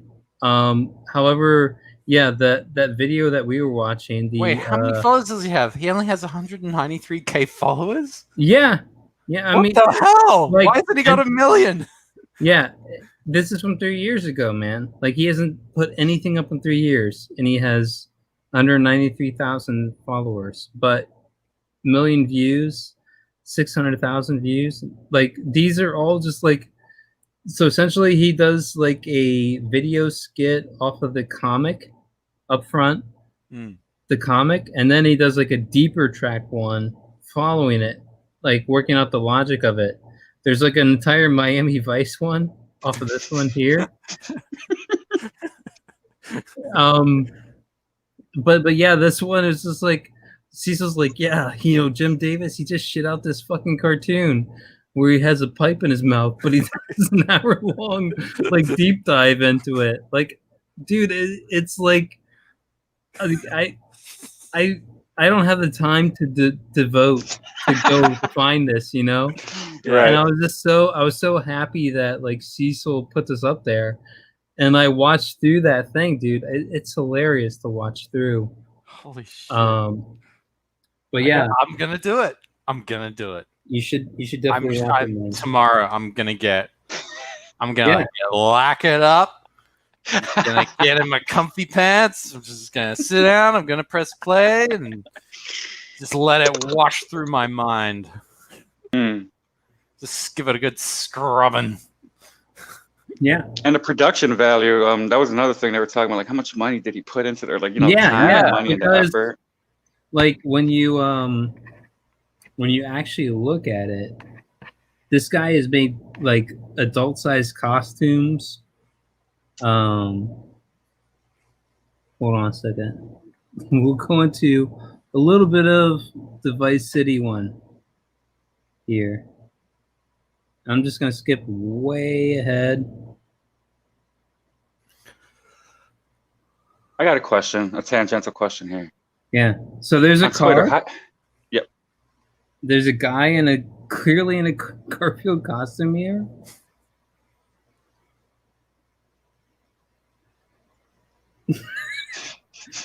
I can't hear it. Oh no, I'm sorry. Hold on. Nah, you're fine. Okay. Just look at this right here. So 80s. It's really cool. Besides the car is definitely not 80s.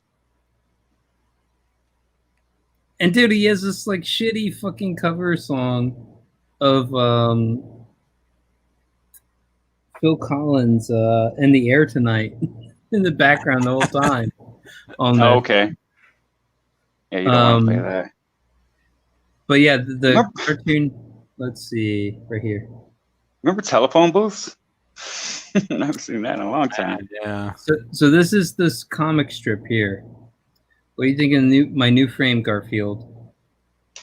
I thought it was a mirror, and so like he does a playthrough at the beginning here, where it'd be like Garfield looking at it in a live action costume, and he freaks out about it. And then like there's like this entire episode as if like it's like this drug riddled cop or something having to deal with the fact that he thought he was his partner, Odie. In the whole thing. You're selling me on watching, giving this a little more watch time here. Yeah, I might have to go. Listen, I don't get any money from it. I just thought it was brilliant on a conception base here.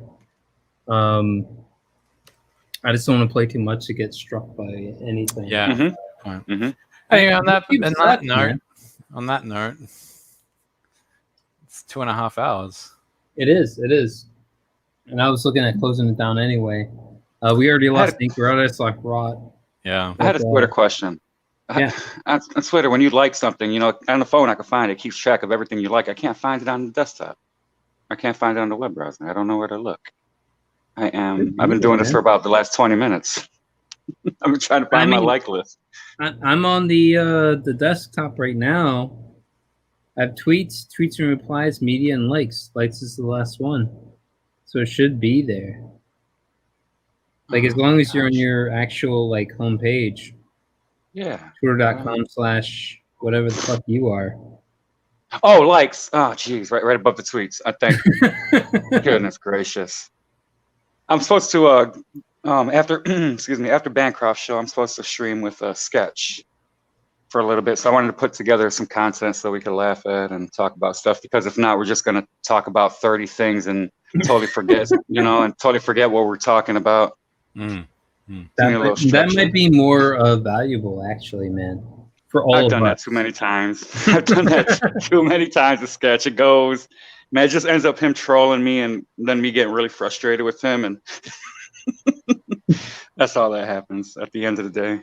You just get frustrated. I get frustrated with them. That's about it. All right. Going back here, let's close this shit out, guys. Yeah. Fresher Luke, you got your Forsaken Gods comic on Indiegogo. Yep. At 4,126. You're still in demand. You can still buy a physical copy of the book if you're in the United States, or digital copy anywhere across the globe. And look at this fucking art, man. Go check that out. Yeah, I'm gonna go look at it.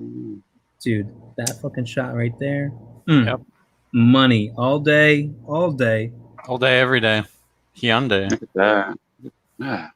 And what I like, dude, one of the things I hate about a lot of the campaigns I see is that they don't put action shots up.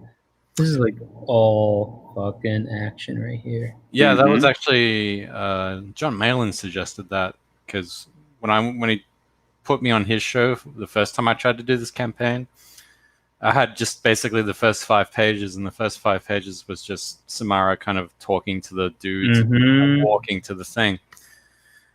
And so he's like, yeah, I mean, that's kind of boring. Nobody wants to see the boring stuff. I was like, yep, he's right. And so, yeah. So I chose these 5 pages all throughout the book. Yeah, and if you have like a true Skull Knight battle, like out and out battle, like I feel like we have the startings of it here.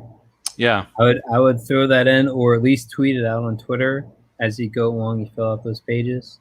Absolutely, yeah. I'll retweet that shit.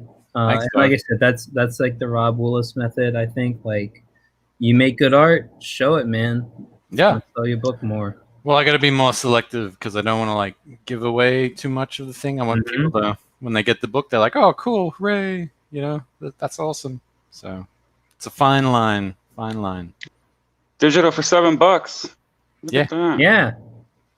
I mean, I get it right now. When do I get this? Yeah, when would the digital drop? Yeah.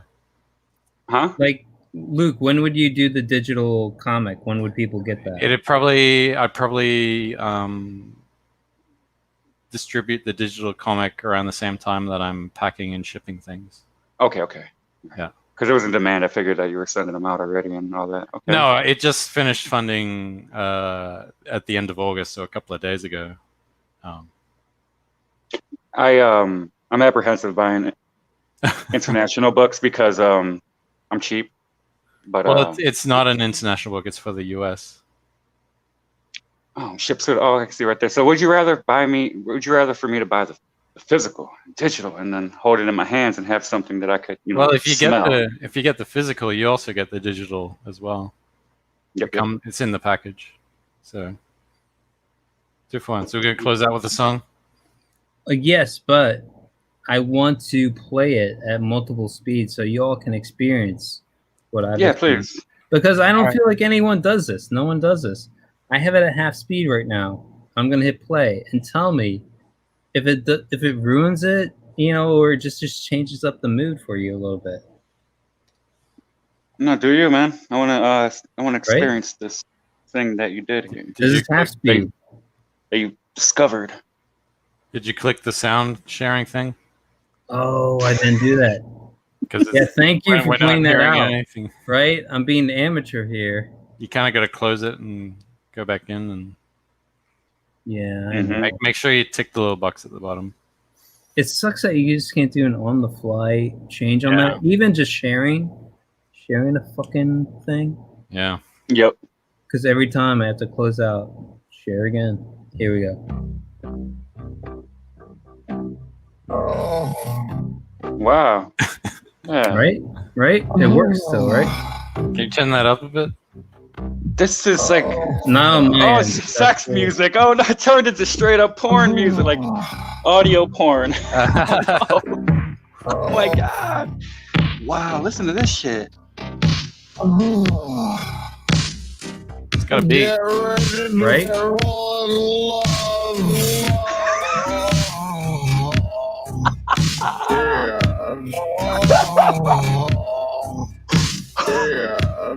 Dude.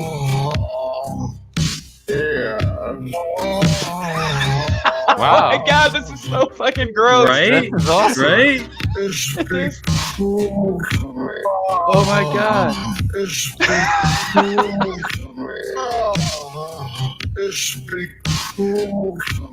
Right. So that's the first That 30 is something seconds else. right there. That's awesome. Oh shit. Now I'm going to put it at 1.5 speed. And now you'll experience it how I usually do.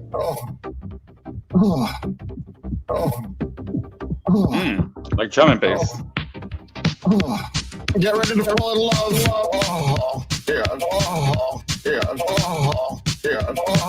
Yeah. This be cool for me. This be cool for me. This be cool for me. No, this be cool for me. Me. No, give me it all. What do I need to do to please you? Make me a brownie.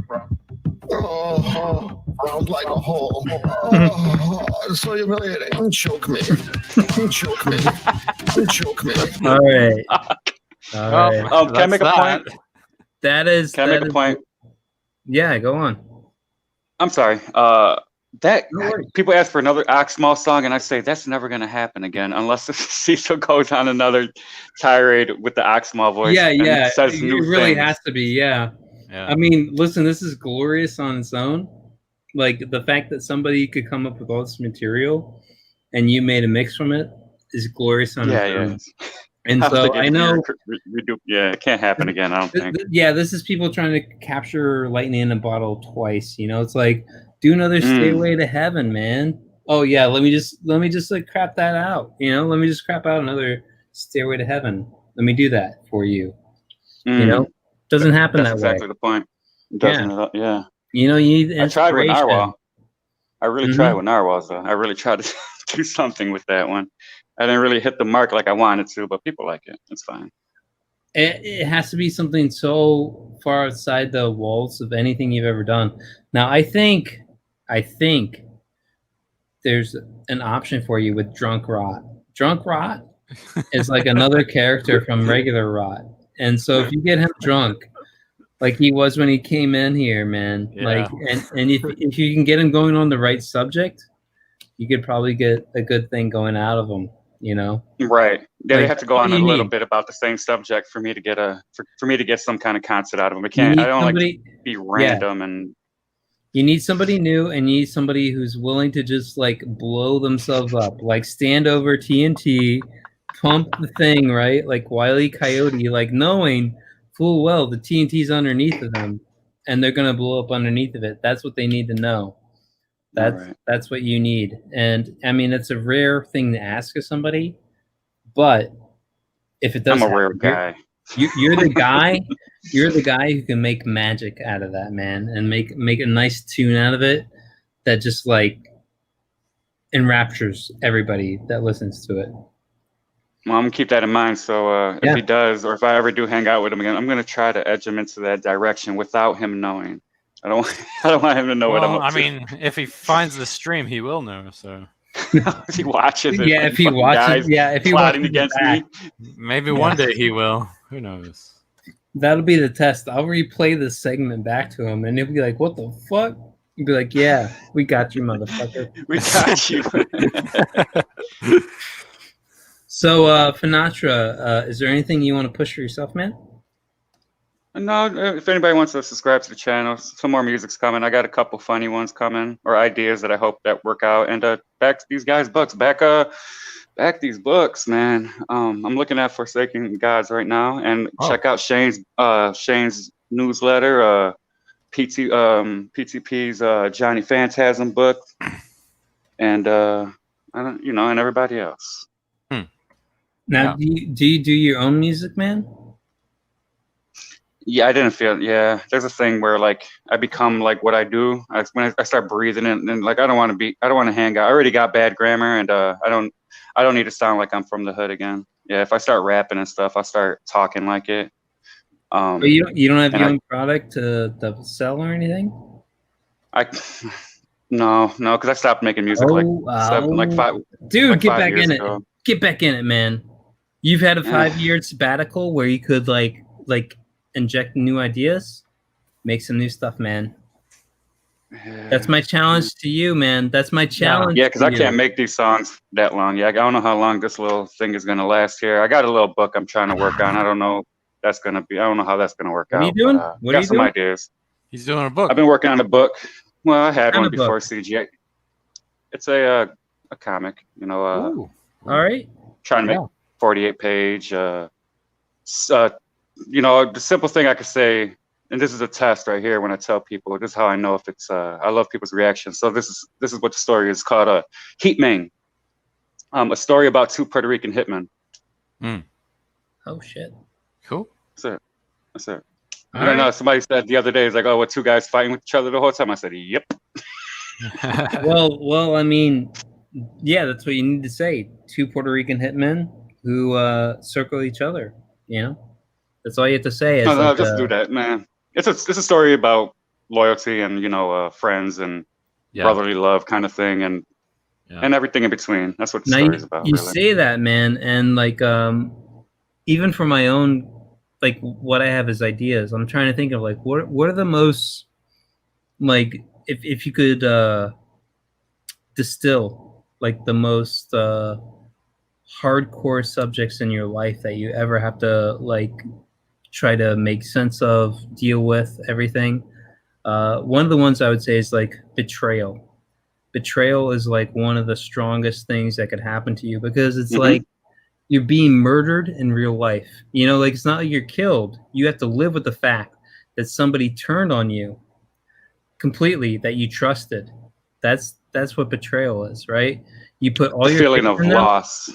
Yeah, but it's not just loss, but like they turned it completely against you. Like they sold you out on a level that you trusted them at. You gave them your trust. Now they've turned on you, but you're alive to deal with those consequences, right? Because like killing Absolutely. somebody, you know, as much as like murder is like a heinous crime, whatever, there's a finality to it. You're dead. But when you have to live and deal with something, I feel like betrayal is one of the top things that happens out there. And loyalty is so closely tied to that. You've been loyal to somebody for so long, you build up this trust, you build up this bond. And like when somebody puts your faith so completely into somebody else and that gets turned over, like I feel like that's one of like the major moments in anybody's like course of like development or even their view on the world. Like you can have a complete confidence about your life, and then somebody betrays you that you trusted, and like that can be shaken down to the core. You know, like if you never had to deal with that level. So I think that's a really cool thing to dive into. Like you went to that point of loyalty. I could be very introspective. I could be like, I could have some kind of level of depth. I'm not really articulate as far as having a clear mind on subjects, because I hear these guys, like you and many other guys who just speak well. Me, on the other hand, it's really hard for me to articulate a good point and not sound like a jackass or know what I'm talking about. So I got other ways of trying to convey my ideas, and I don't think it's the biggest thing or the biggest subject, but I think it's a very personal one, and I'm kind of a personal guy. I like those Well, type that's of the way you things. should go. Yeah. What feels closest to heart is going to be the thing you can spell out the best, right? Like, what do you know? Like, make a story that you know about. Well, I know about people. I guess that's my main focus. Just people. I like hanging out here. I love. That's what kind of got me into CG. The personalities, the creativity, the hype. Everybody just supporting each other, and it's not everybody doesn't treat everybody the same. But damn it, if it's not beautiful and there you go. I think I made it my business. I haven't got anywhere in life really as far as academically and career wise. But one thing I did tell myself a long time ago was that pay attention to people, and that was affirmed in my mid 30s when I heard a great line somebody said. I don't know where, but they said, if you want, you win with people, you win at life. And I try to make sure I remember that every minute when I'm interacting with people.